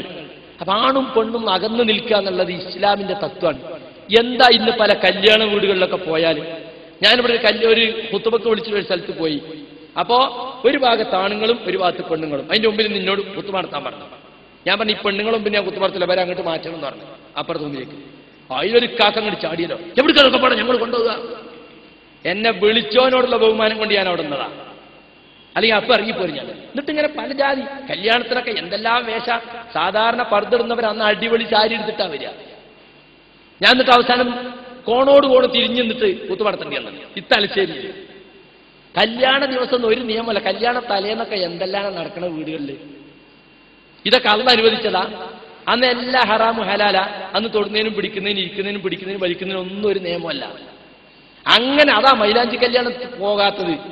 ഒരു ചോറിന്റെ പ്രശ്നം മാത്രമല്ല, ഒരുപാട് അനാശാസ്യങ്ങൾ അവിടെ നടക്കുന്നുണ്ട്. അപ്പൊ കല്യാണ വീട്ടിലായാലും സമ്മേളന സ്ഥലത്തായാലും യോഗ സ്ഥലത്തായാലും പള്ളിയിലായാലും പെണ്ണുങ്ങൾ പിൻഭാഗത്ത് അവരെ സുരക്ഷിതത്വത്തോടു കൂടി ആയിരിക്കണം. ആണുങ്ങൾ പിൻഭാഗത്ത്, പെണ്ണുങ്ങൾ പിൻഭാഗത്ത്. ക്ലാസ് നടക്കാണോ ആണുങ്ങൾ മുന്നിലിരിക്കുക, പെണ്ണുങ്ങളെ ബാക്കിൽ. നിസ്കാരത്തിൽ അല്ലാഹുവിന്റെ റസൂൽ കാണിച്ചെന്ന നിയമമാണ്. ഇത് പറഞ്ഞ പലർക്കും ബോധ്യപ്പെടുന്നില്ല. ബോധ്യപ്പെടാത്തത് നിവൃത്തിയൊന്നുമില്ല. അള്ളാഹുവിന്റെ റസൂൽ പറഞ്ഞതിനെതിരാണ്. മനസ്സിലായില്ലേ? അപ്പൊ പെണ്ണുങ്ങളിൽ നിന്ന് അകന്നു നിൽക്കാനാണ് പുരുഷന്മാർ ശ്രമിക്കേണ്ടത്. പുരുഷന്മാരിൽ അകന്നു നിൽക്കാനാണ് പെണ്ണുങ്ങൾ ശ്രമിക്കേണ്ടത്. ഇപ്പൊ പെണ്ണുങ്ങൾ ഒരു സ്ഥലത്തേക്ക് ഇറങ്ങി നടക്കുകയാണെങ്കിൽ, പണ്ടൊക്കെ ആണെങ്കിൽ കൊട ചൂടിയിട്ട് അരികിനാ പോവുക. ഇന്ന് 5 പെണ്ണുങ്ങളുണ്ടെങ്കിൽ 5 എണ്ണം ഫോട്ടോ എടുക്കാൻ നിൽക്കണമായി നിരന്നാ പോവുക. എതിരെ ആണുങ്ങൾ വരുന്നുണ്ടെങ്കിൽ മുട്ടണങ്ങി മുട്ടിക്കോട്ടെ, തട്ടണങ്ങി തട്ടിക്കോട്ടെ എന്നുള്ള മാതിരിയാണ്. കോളേജ് വിട്ടുകാരുടെ പെണ്ണുങ്ങളും ശരി, നാടത്തി പെണ്ണുങ്ങളായാലും ശരി. അലൈക്കുന്ന ബിഹാഫാത്തി തരീഖ്, നിങ്ങൾ വഴിയുടെ അരികിലൂടെ നടക്കണം എന്ന് അള്ളാഹുവിന്റെ റസൂൽ ഗൗരവത്തിൽ പറഞ്ഞിട്ടുണ്ട്. ഇന്ന് അരികിൽ നടക്കുന്നുണ്ടോ? ഉണ്ടോ? പെണ്ണുങ്ങൾ മുഖം മറക്കണമെന്ന് പറയുമ്പോൾ മുഖം മറക്കുന്നത് നല്ലതാണ് എന്ന് പറഞ്ഞാൽ തന്നെ ദേഷ്യം പിടിക്കാം. നിർബന്ധം പറഞ്ഞിട്ടില്ല, അപ്പോൾ തന്നെ ദേഷ്യം പിടിക്കാം. മറക്കണേ, മറച്ചാൽ തീവ്രവാദമാണെന്നാണ് ചില ആളുകൾ. അതൊന്നുമില്ല, പെണ്ണുങ്ങൾക്ക് സുരക്ഷിത യഥാർത്ഥത്തില്. പക്ഷെ നമ്മളെ ഭാര്യമാര് വരെ ചോദിക്കും എന്താണ്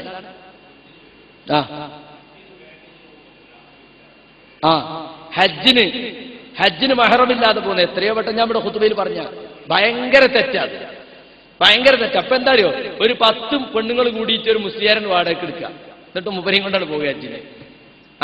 ഗവൺമെന്റ് പൈസ കിട്ടുമ്പോ ഒരു മുസ്ലിയാരെ പൈസ പേര് 10 ആൾ കൂടി എടുക്കുക. പറ്റുമോ? എന്തൊക്കെ അവിടെ നടക്കുന്നെന്ന് നിങ്ങള് എത്ര പ്രായമുള്ളതാണെങ്കിൽ നബി അത് മാറ്റം പറഞ്ഞിട്ടില്ല. കാരണം അവരെ ഒരു പ്രായമുള്ളതാകുമ്പോൾ കൂടുതൽ പിടിക്കേണ്ടി വരും. പിടിക്കാൻ പറ്റുമോ? പെട്ടെന്ന് നിർബന്ധിയാവസ്ഥ നമുക്ക് ചിലപ്പോൾ ഒരു പെണ്ണ് വീഴുമ്പോൾ പിടിക്കേണ്ടി വരും, അത് വേറെ വിഷയമാണ്. പക്ഷെ ഇത് പിടിക്കാൻ നിർബന്ധിയനാണല്ലോ. തവാഫ് കയ്യും പിടിച്ചിട്ട് അന്യപെണ്ണിന്റെ കയ്യും പിടിച്ചിട്ട് തവാഫിന് കൊണ്ടുപോവുക, അന്യപെണ്ണിന്റെ കയ്യും പിടിച്ചിട്ട് എറിയാൻ കൊണ്ടുപോവുക. എന്താ അതിന്റെ മൂത്തമ്മാന്റെ മോനാ, അല്ലെങ്കിൽ ആങ്ങളെ. എന്താങ്ങളാ?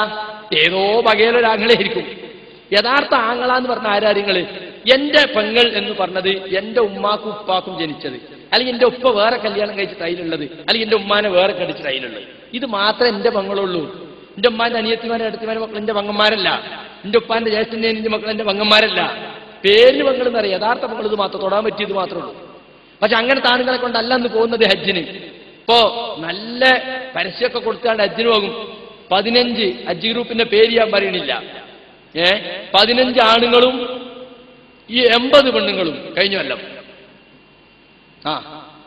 എങ്ങനെയത് ഈ 15 ആണുങ്ങൾക്ക് 85 പെണ്ണുങ്ങൾ എങ്ങനെയുണ്ട്? അപ്പൊ മാത്രമല്ല, സൗദിയിൽ വിസ അടിക്കണം എന്നുണ്ടെങ്കിൽ ഒരു പെണ്ണിന്റെ കൂടെ ഒരാണിന്റെ പേര് അച്ചടിക്കണം.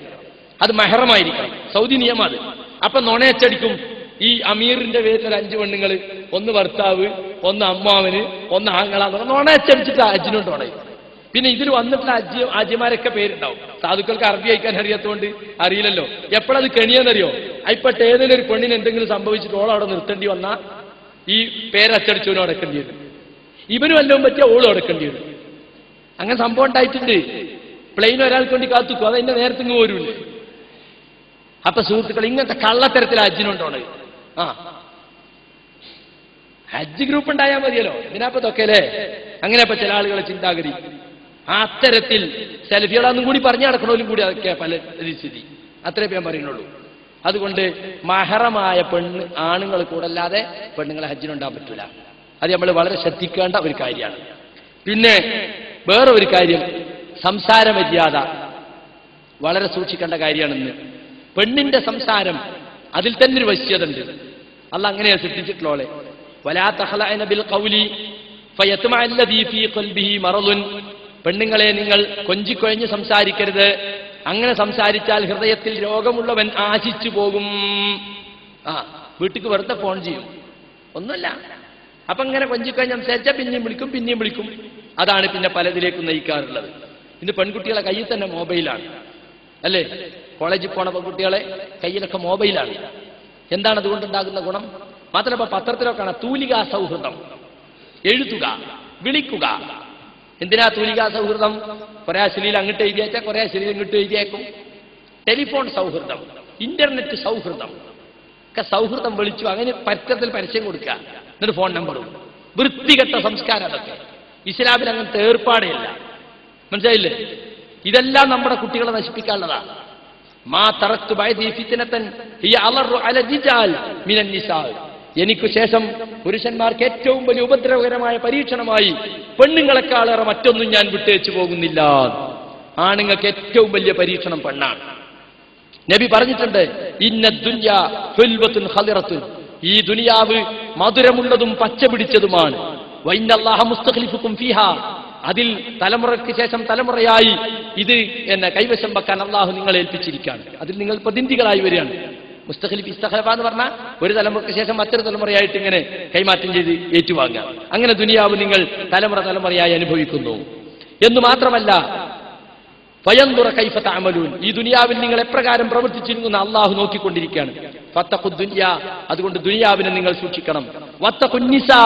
സ്ത്രീകളെ നിങ്ങൾ സൂക്ഷിക്കണം. നമ്മൾ ഏറ്റവും കൂടുതൽ പേടിക്കേണ്ടത് പെണ്ണിനെയാണ്. ആണിന് ഏറ്റവും വലിയ പരീക്ഷണം പെണ്ണാണ്. ഫഇന്ന അവ്വല ഫിത്നതി ബനി ഇസ്രായേൽ കാനത് ഫി നിസാ. ബനു ഇസ്രായേൽ ആദ്യത്തെ ഫിത്ന ബനു ഇസ്രായേൽ സ്ത്രീകളിൽ നിന്നായിരുന്നു. ഇപ്പോഴത്തെ സംസ്കാരം കാര്യങ്ങൾ പെൺകുട്ടികൾക്ക് സൗകര്യം ചെയ്തു കൊടുക്കാൻ ആണുങ്ങളെ കണ്ടെത്താൻ. ഇപ്പോ വലിയ പൈസ കൊടുത്ത് ബാംഗ്ലൂരും കർണാടകത്തിൽ പലയിടത്തൊക്കെ മെഡിക്കൽ സീറ്റ് വാങ്ങും മുതലാളിമാര്. എത്രയാ? 25 ലക്ഷം 30 ലക്ഷം. പോലെ ഉദ്ദേശം എന്താ അറിയോ? മോളെ ഡോക്ടറാക്കലല്ല, ഒരു നല്ല ബന്ധം കിട്ടലാ. അങ്ങനെ കൊണ്ടേക്കും. കുറച്ച് ദിവസം കഴിഞ്ഞിട്ട് 1-2 കൊല്ലം കഴിഞ്ഞിട്ട് ഓളന്നെ ഒരു ഡോക്ടറെയോ ഒരു എഞ്ചിനീയറൊക്കെ കണ്ടെത്തും. എന്നിട്ട് കല്യാണാക്കും. ഇപ്പൊ അടുത്തൊരു മുതലാളി പറഞ്ഞതാ, എന്റെ പൈസ മുതലായി, 25 ലക്ഷം മുതലായി. കാരണം എന്താ? നല്ലൊരു അലയൻസ് കിട്ടി. എന്റെ ഉദ്ദേശം അതേ ഉണ്ടായിരുന്നുള്ളൂ. ഓളെ ബാംഗ്ലൂർ കൊണ്ടാക്കും, ഓളെ ഡോക്ടറാക്കാന്നല്ല, എനിക്ക് നല്ലൊരു ബന്ധം കിട്ടുകയെന്നില്ല. ഇതൊക്കെ വളരെ വ്യാപകമായി വന്നുകൊണ്ടിരിക്കാം. അപ്പൊ നല്ല 25 ലക്ഷം കൊടുത്ത് അവിടെ കൊണ്ടുപോയാക്കിയാൽ ആ 25 ലക്ഷം തീരം കൊടുക്കണമായി നല്ലൊരു ഡോക്ടറെ ഒരു എഞ്ചിനീയറൊക്കെ ഓളെന്നെ കണ്ടെത്തിക്കോളും. മോളെ കണ്ടെത്തിക്കോന്ന് പറയണില്ല എന്ന് മാത്രമേ ഉള്ളൂ. ആ രൂപത്തിലേക്ക് കാര്യങ്ങൾ അധപ്പതിച്ചുകൊണ്ടിരിക്കുകയാണ്. നമ്മുടെ കുട്ടികളൊക്കെ ഈ ബാംഗ്ലൂരൊക്കെ പഠിക്കാൻ കൊണ്ടാക്കണ പല മുസ്ലിം പെൺകുട്ടികളുടെ സ്ഥിതി എന്താ? അങ്ങനെ അച്ചായത്തി പെൺകുട്ടികളൊന്നും പ്രശ്നമല്ല. അവർക്ക് എങ്ങനെ എവിടെയും താമസിക്കാം, എവിടെയും അവരുടെ സംസ്കാരം അങ്ങനെയാണ്. മുസ്ലിം പെൺകുട്ടികളുടെ സ്ഥിതി അതല്ല.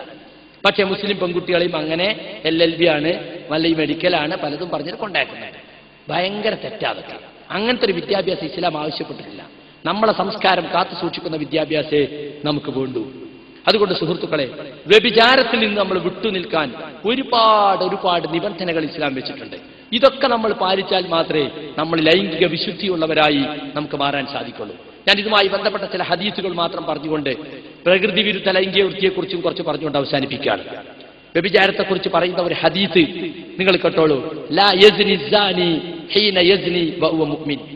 ഒരു വ്യഭിചരിക്കുന്ന വ്യക്തി വ്യഭിചരിക്കുന്നില്ല അവൻ മുഅ്മിനായിക്കൊണ്ട് എന്ന് പറഞ്ഞാൽ അവന് ഈമാൻ എടുത്തു കളയപ്പെടുകയാണ്. വലാ യസ്രിഖു സാരിഖു ഹീന യസ്രിഖു വഹുവ മുഅ്മിൻ. കക്കുന്നവൻ, മോഷണം നടത്തുന്നവൻ അവൻ മുഅ്മിനായിക്കൊണ്ട് മോഷണം നടത്തുന്നില്ല. മോഷണം നടത്തുന്നവൻ ഈമാൻ ഉയർത്തപ്പെടുകയാണ്. വലാ യശ്റബുൽ ഖംറ ഹീന യശ്റബുഹാ വഹുവ മുഅ്മിൻ.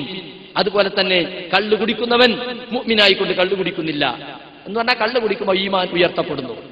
മറ്റൊരു ഹദീസിലുള്ളത് മൻ സനാ ഔ ശരിബൽ ഖംറ നസഅ അല്ലാഹു മിൻഹുൽ ഈമാൻ കമാ യഖലഉൽ ഇൻസാനുൽ ഖമീസ മിൻ റഅസിഹി. ഒരു മനുഷ്യൻ വ്യഭിചരിക്കുകയോ മദ്യപിക്കുകയോ ചെയ്താൽ അവന്റെ ഈമാൻ അല്ലാഹു ഊരിയെടുക്കുന്നതാണ്. ഒരു മനുഷ്യൻ തന്റെ വസ്ത്രം തലയിലൂടെ ഊരിയെടുക്കുന്നത് പോലെ, കുപ്പായം തലയിലൂട്ട് അങ്ങനെ ഊരിയെടുക്കുമല്ലോ ജുബ്ബയ്ക്ക്, അതുപോലെ അവന്റെ ഈമാൻ അവൻ ഊരിക്കളയുകയാണ് എന്ന് നബി സല്ലല്ലാഹു അലൈഹി വസല്ലം പറഞ്ഞത് നമുക്ക് കാണാൻ സാധിക്കും. 3 കൂട്ടർ, അവരോട് അല്ലാഹു സംസാരിക്കുകയില്ല, അവരെ നോക്കുക പോലുമില്ല, അവരെ പാപത്തിൽ നിന്ന് കഴുകി വൃത്തിയാക്കുകയും ഇല്ല. വലഹും അദാബുൻ അലീം, അവർക്ക് വ്യക്തമായ ശിക്ഷ, വേദനാജനമായ ശിക്ഷ ഉണ്ടാവുകയും ചെയ്യും. ആരൊക്കെയാണത്? ഒന്ന് ശൈഖുൻ സാനിൻ, പ്രായം ചെന്ന വ്യഭിചാരി, കിളവനായ വ്യഭിചാരി. ചെറുപ്പക്കാരൻ വ്യഭിചരിക്കുന്നതിനേക്കാളേറെ കുറ്റാണ് ആർക്ക്? ഈ പ്രായം ചെന്നിട്ട് വ്യഭിചരിക്കുന്നവൻ. മമലിക്കുൻ ഖദ്ദാബുൻ, നന്നായി കളവ് പറയുന്ന രാജാവ്. വആയിലും മുസ്തക്ബിറുൻ, പ്രാരാബ്ധക്കാരനായ അഹങ്കാരി. ഒരു ഗതിയില്ല, എന്നാലും അഹങ്കാരം നല്ല ഉഷാറാണ്, നല്ല കിബിറുണ്ടാവും. അതാണ് അങ്ങനത്തെ. ഇനി നബി സല്ലല്ലാഹു അലൈഹി വസല്ലമയുടെ മറ്റൊരു ഹദീസ് കേട്ടോളൂ. ഇബ്നു മസ്ഊദ് റളിയല്ലാഹു അൻഹു റസൂലുള്ളാഹിനോട് ചോദിച്ചു, നബിയെ, ഏത് കുറ്റമാണ് അല്ലാഹുവിൽ ഏറ്റവും ഗുരുതരമായിട്ടുള്ളത്? നബി പറഞ്ഞു, അൻ തജ്അല ലില്ലാഹി നിദ്ദൻ വഹുവ ഖലഖക. നീ അല്ലാഹുവിന്റെ സമന്മാരെ സ്ഥാപിക്കലാണ് അവൻ നിന്നെ സൃഷ്ടിച്ചിരിക്കെ. ഫഖുൽതു ഇന്ന ദാലികൽ അലീം, അത് ഗുരുതരം തന്നെയാണ് നബിയെ. സുമ്മ അയ്യു, പിന്നെ ഏതാണ്? ഖാല അൻ തഖ്തുല വലദക ഖശ്യതൻ യസ്അമ മഅക.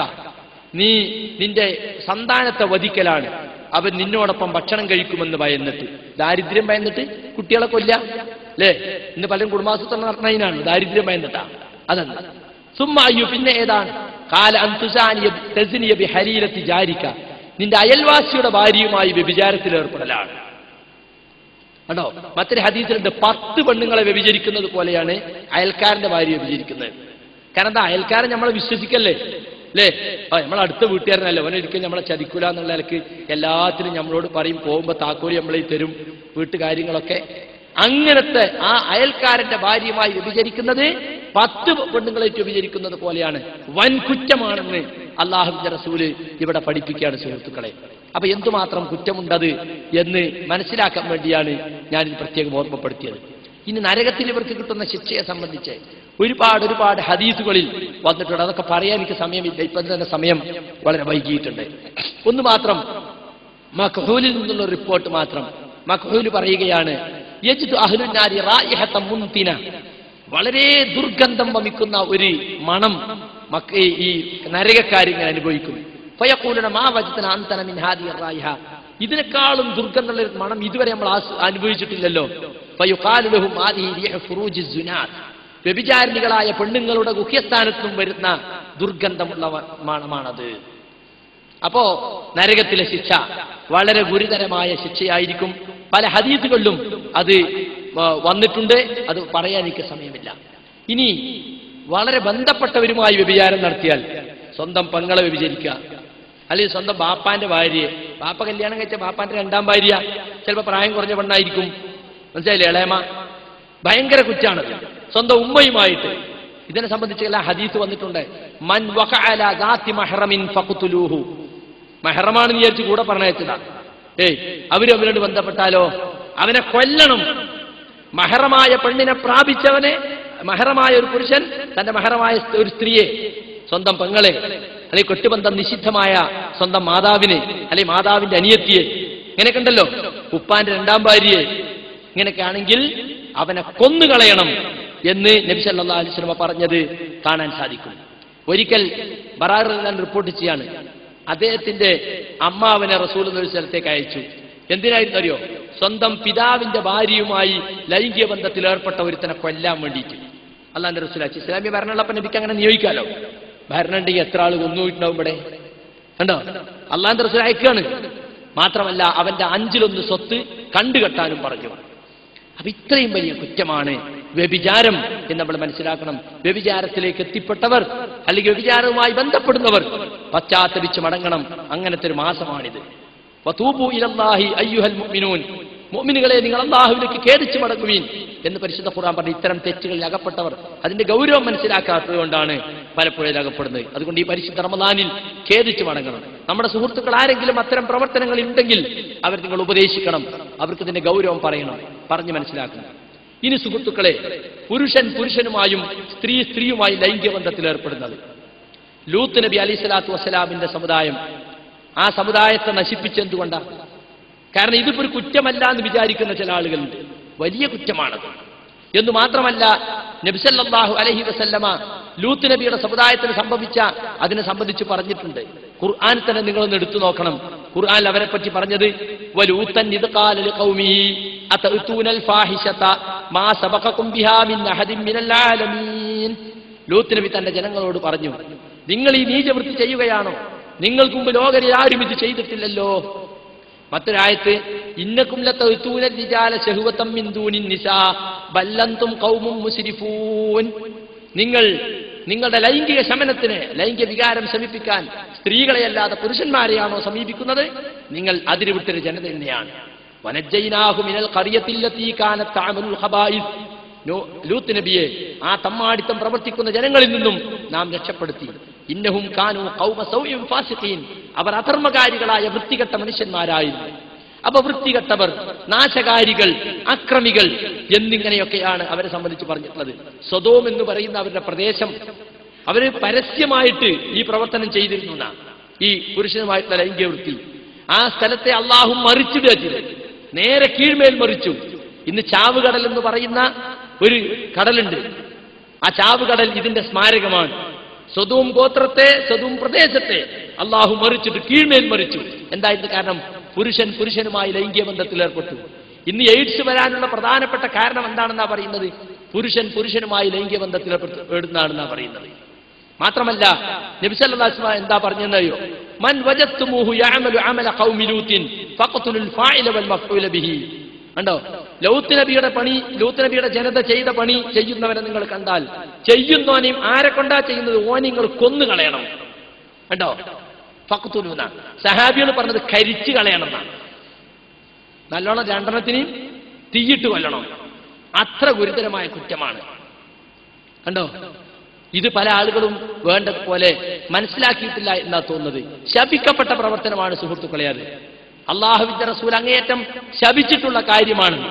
മാത്രമല്ല, മീശ മുളക്കാത്ത പയ്യന്മാരുമായി ഇങ്ങനെ കൂട്ടി നടക്കുന്ന, രോമം മുളക്കാത്ത പയ്യന്മാരുമായിട്ട് അത് അവരെ നോക്കുന്നതും അവരെ പെണ്ണുങ്ങളെ പോലെ തന്നെ അവർ നോക്കിയിരിക്കുന്നത് തെറ്റാണെന്ന് നബി സല്ലല്ലാഹു അലൈഹി വസല്ലം ഹദീസ് കാണാൻ സാധിക്കും. റിയാദുസ് സാലിഹീൻ അങ്ങനെ തന്നെ ഒരു ഹദീസ് വന്നിട്ടുണ്ട്. മനസ്സിലായില്ലേ? അപ്പൊ ഇതെല്ലാം തെറ്റാണെന്ന് പല ആളുകൾക്കും അറിഞ്ഞുകൂടാ. എന്ന് മാത്രമല്ല, അതൊന്നും അത്ര വലിയ കുറ്റമല്ല എന്ന നിലക്ക് മനസ്സിലാക്കുന്ന ആളുകളുണ്ട്. നബി സല്ലല്ലാഹു അലൈഹി വസല്ലം പറഞ്ഞു, നോക്കൂ, സയകൂനു ഫി ആഖിരി ഉമ്മത്തി ഖൗമുൻ, എന്റെ സമുദായത്തിൽ ഒരു വിഭാഗം ആളുകൾ വരും. യക്തഫി റിജാലുഹും ബിർരിജാൽ, അവരാണുങ്ങൾ ആണുങ്ങളെ കൊണ്ട് മതിയാക്കും. വനിസാഉഹും ബിന്നിസാ, പെണ്ണുങ്ങൾ പെണ്ണുങ്ങളെ കൊണ്ടും.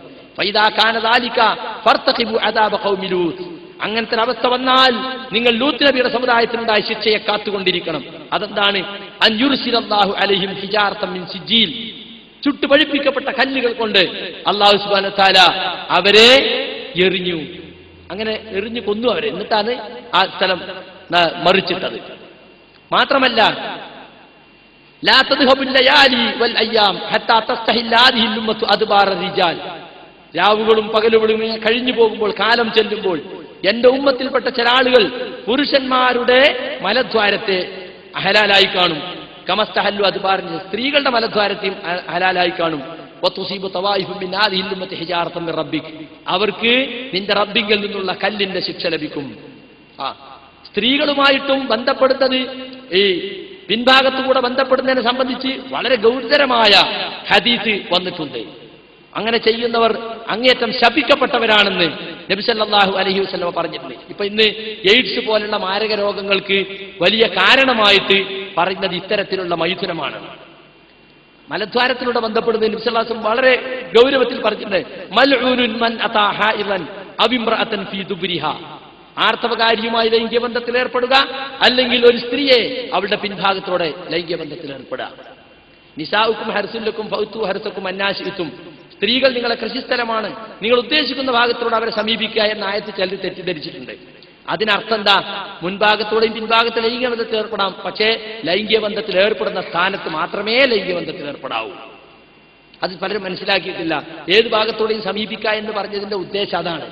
ഏത് ഭാഗത്തോടെ സമീപിച്ചാലും ലൈംഗിക ബന്ധത്തിനായി അള്ളാഹു നിശ്ചയിച്ച സ്ഥലത്ത് മാത്രമേ ലൈംഗിക ബന്ധത്തിൽ ഏർപ്പെടാൻ പാടുള്ളൂ. അല്ലാത്തവൻ ശപിക്കപ്പെട്ടവനാണെന്ന് നബി സല്ലല്ലാഹു അലൈഹി വസല്ലം പറഞ്ഞത് കാണാൻ സാധിക്കും. അതുപോലെ ആർത്തവകാലത്ത് പെണ്ണുങ്ങളുമായി ഭാര്യമാരുമായി ബന്ധപ്പെട്ടാൽ അവൻ തൗബ ചെയ്യണമെന്ന് മാത്രമല്ല, അരപ്പവൻ സ്വർണം അവൻ ഫൈന് കൊടുക്കണം, പാവപ്പെട്ടവൻ ഗർഭം ചെയ്യണം. കണ്ടോ, ഇത്രയും ഗൗരവത്തിലുള്ള കാര്യമാണത്. പല ആളുകൾക്കും ഇതൊന്നും അറിഞ്ഞുകൂടാ എന്നതാണ് യാഥാർത്ഥ്യം. അതുപോലെ തന്നെ സ്വയംഭോഗം നടത്തുന്ന ആളുകൾ, അത് കുറ്റമല്ലെന്ന് കരുതുന്ന ആളുകളുണ്ട്. വ്യഭിചാരത്തിലേക്കോ അല്ലെങ്കിൽ പ്രകൃതിയുടെ ലൈംഗിക വൃത്തിയിലേക്കോ പോകാതിരിക്കാൻ വേണ്ടിയാണ് ഞാനിത് ചെയ്യുന്നത്, അതുകൊണ്ട് അത് ഹലാലാവൂലേ എന്ന് ചോദിക്കുന്ന ആളുകളുണ്ട്. ഖുർആനിലോ ഹദീസോ കൊണ്ട് അതിന് തെളിവ് കിട്ടൂല. ഓരോരുത്തരും സ്വന്തം മനസ്സമാധാനത്തിന് അങ്ങനെ പറയാന്ന് മാത്രം. കാരണം ഇവിടെ ഖുർആൻ പറഞ്ഞ എന്താണ്? ഫമനിബ്തഗാവറഅദാലിക, ഭാര്യയോ ഇണയായി സ്വീകരിച്ച അടിമ സ്ത്രീയോ, അതല്ലാത്ത അതിനപ്പുറത്തുള്ളതെല്ലാം ഫൗലായിക ഹുമുൽ ആദൂൻ, അവർ അതിക്രമകാരികളാണ് എന്നതാണ് അതിനുള്ള തെളിവ്. മനസ്സിലായില്ലേ? മാത്രമല്ല, കല്യാണം കഴിക്കാൻ കഴിയാത്തവനോട് എന്താ പറഞ്ഞത്? സ്വയംഭോഗം ചെയ്യാനാ പറഞ്ഞേ? അല്ല, ഓനോട് പറഞ്ഞത് നോമ്പ് വെൽക്കാനാ. അവന്റെ ശരീരത്തെ നിയന്ത്രിക്കാൻ കഴിയുന്നില്ലേ, നോമ്പെടുക്കണം എന്നാ പറഞ്ഞിട്ടുള്ളത്. ഇതൊന്നും പറയാതിരുന്നിട്ട് കാര്യമില്ല, ഇത് മറച്ചു വെച്ചിട്ട് കാര്യമില്ല. ഇതൊക്കെ ലോകത്ത് നടന്നുകൊണ്ടിരിക്കുകയാണ്, അത് പറഞ്ഞേ പറ്റൂ. അതുകൊണ്ട് ഇത്തരത്തിലുള്ള ഒരുപാട് കുറ്റകൃത്യങ്ങൾ, ലൈംഗിക കുറ്റകൃത്യങ്ങൾ വർദ്ധിച്ചുകൊണ്ടിരിക്കുകയാണ്. നമ്മൾ സൂക്ഷിച്ചില്ലെങ്കിൽ നമ്മൾ ഇതിലൊക്കെ പെട്ടുപോകും. മനസ്സിലായില്ലേ? ഏത് തഖ്വയുള്ള മനുഷ്യനും വീണു പോകുന്ന രംഗമാണ് ലൈംഗിക രംഗം. അതുകൊണ്ട് വളരെ സൂക്ഷിക്കണം. ഇത്തരം രംഗങ്ങളിൽ നമ്മൾ എത്തിപ്പെടാതിരിക്കാൻ ശ്രമിക്കണം. മനസ്സിലായില്ലേ? ഒറ്റപ്പെട്ട സ്ത്രീകളുള്ള സ്ഥലത്ത് പോകാതിരിക്കണം. ആണും പെണ്ണും വല്ലാതെ കൂടിക്കഴിയുന്ന സദസ്സുകളിൽ പങ്കെടുക്കാതിരിക്കുക. മനസ്സിലായില്ലേ? ആണുങ്ങളുമായി സ്ത്രീകളുമായി സംസാരിക്കുന്നതിലും പെരുമാറുന്നതിലുമൊക്കെ ഇസ്ലാം വെച്ച നിബന്ധനകൾ കർശനമായി നമ്മുടെ വീടുകളിൽ പാലിക്കുക. അങ്ങനെ ഒരുപാട് നിയന്ത്രണങ്ങൾ നാം സ്വന്തം ജീവിതത്തിൽ ഏർപ്പെടുത്തിയെങ്കിൽ മാത്രമേ നമുക്ക് രക്ഷപ്പെടാൻ സാധിക്കുകയുള്ളൂ. ഈ പറയുന്ന ഞാനും ഈ കേൾക്കുന്ന നിങ്ങളൊക്കെ ജീവിക്കുന്നത് തിന്മകൾ നിറഞ്ഞ ഈ സമൂഹത്തിലാണ്. നമ്മളൊക്കെ അറിഞ്ഞുമറിയാതെയും പല തെറ്റുകളും ചെയ്തു പോയിട്ടുണ്ടാവും. ഇത്തരത്തിലുള്ള തെറ്റുകൾ ആത്മാർത്ഥമായി റബ്ബിനോട് ഖേദിച്ച് മടങ്ങുക. ഇത്തരം തെറ്റുകളിലേക്ക് ഇനി തിരിച്ചു പോവുകയില്ല എന്ന് നമ്മൾ തീരുമാനിക്കുക. എങ്കിൽ നമ്മളെ അല്ലാഹു സുബ്ഹാനഹു വ തആല രക്ഷപ്പെടുത്തും. അല്ലെങ്കിൽ നമ്മളും കുറ്റകൃത്യത്തിൽ അകപ്പെട്ട് ചെയ്ത ഇബാദത്തുകളൊക്കെ നശിച്ചുകൊണ്ട് പോകും. ഇത്തരം കുറ്റകൃത്യങ്ങൾ ഏർപ്പെടുന്നവർ പിന്നെ പിന്നെ പിന്നെ അവരെ തഖ്വ കുറഞ്ഞു വരും. അവർക്ക് ഇബാദത്തിൽ ശ്രദ്ധ കുറയും. അവർക്ക് നുണ പറയുന്നതിൽ മടിയില്ലാതാവും. അങ്ങനെ അങ്ങനെ അങ്ങനെ അങ്ങനെ നശിക്കും. ഓരോ കുറ്റകൃത്യവും നമ്മിലേക്ക് വരുന്തോറും നമ്മുടെ ഈമാൻ ഉയർത്തപ്പെടുകയാണ്. അതാണ് വ്യഭിചരിക്കുന്നവൻ വ്യഭിചരിക്കുമ്പോൾ അവൻ മുഅ്മിനല്ല എന്ന് റസൂല പറഞ്ഞതിന്റെ അർത്ഥം. അതുകൊണ്ട് സുഹൃത്തുക്കളെ, തെറ്റുകളും കുറ്റങ്ങളും നിറഞ്ഞ, തെറ്റുകളും കുറ്റങ്ങളും വലിയ കുറ്റമല്ലാതായി കാണുന്ന അവസ്ഥയിലേക്ക് സമൂഹം നശിച്ചുകൊണ്ടിരിക്കുകയാണ്.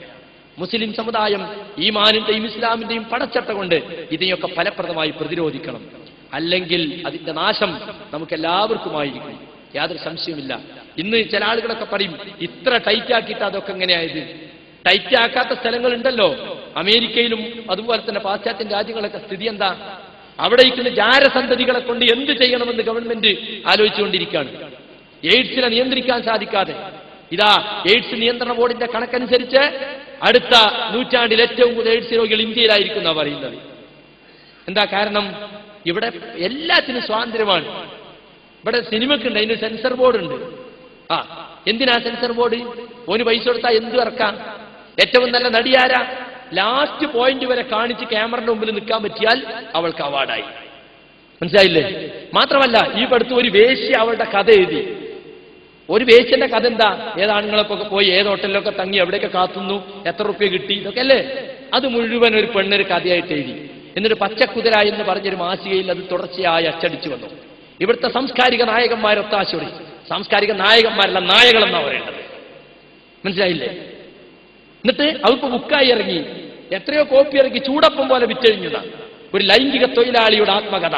ഇപ്പൊ വേശ്യ എന്ന് പറയാൻ പാടില്ല, സെക്സ് വർക്കർ, ലൈംഗിക തൊഴിലാളിയെ പറയാം. അതൊരു തൊഴിലാണ്. ഇത്രയും ആ തൊഴിലിന് മാന്യത കൽപ്പിക്കണം, അവർക്ക് ക്ഷേമനിധി ഏർപ്പെടുത്തണം. അവർ കുറച്ച് പ്രായം ചെന്ന പോലെ പുനരധിവസിപ്പിക്കണം. ഇതൊക്കെ ഇപ്പോഴത്തെ ആവശ്യങ്ങൾ. ആണും തമ്മിൽ വിവാഹം ചെയ്യാൻ ഇവിടെ നിയമം വേണം. പാശ്ചാത്യ രാജ്യത്ത് ആ നിയമമുണ്ട്, ഇവിടെയും അത് അനുവദിക്കണമെന്ന് ചില സാംസ്കാരിക നായകൾ വാദിച്ചുകൊണ്ടിരിക്കുന്നു. എവിടെ എത്തി നമ്മുടെ നാട്? പേടിക്കണം നമ്മൾ. നമ്മുടെ കുട്ടികളും ഈ സമൂഹത്തിലാണ് വളർന്നു വരേണ്ടത്. പ്രതികരിക്കാതിരുന്നിട്ട് കാര്യമില്ല, നമ്മൾ പ്രതികരിക്കണം. കാരണം നമ്മൾ വിചാരിക്കാം നിന്നെ ബാധിക്കുമല്ലോ, നമ്മളെയൊക്കെ ബാധിക്കുന്നത്.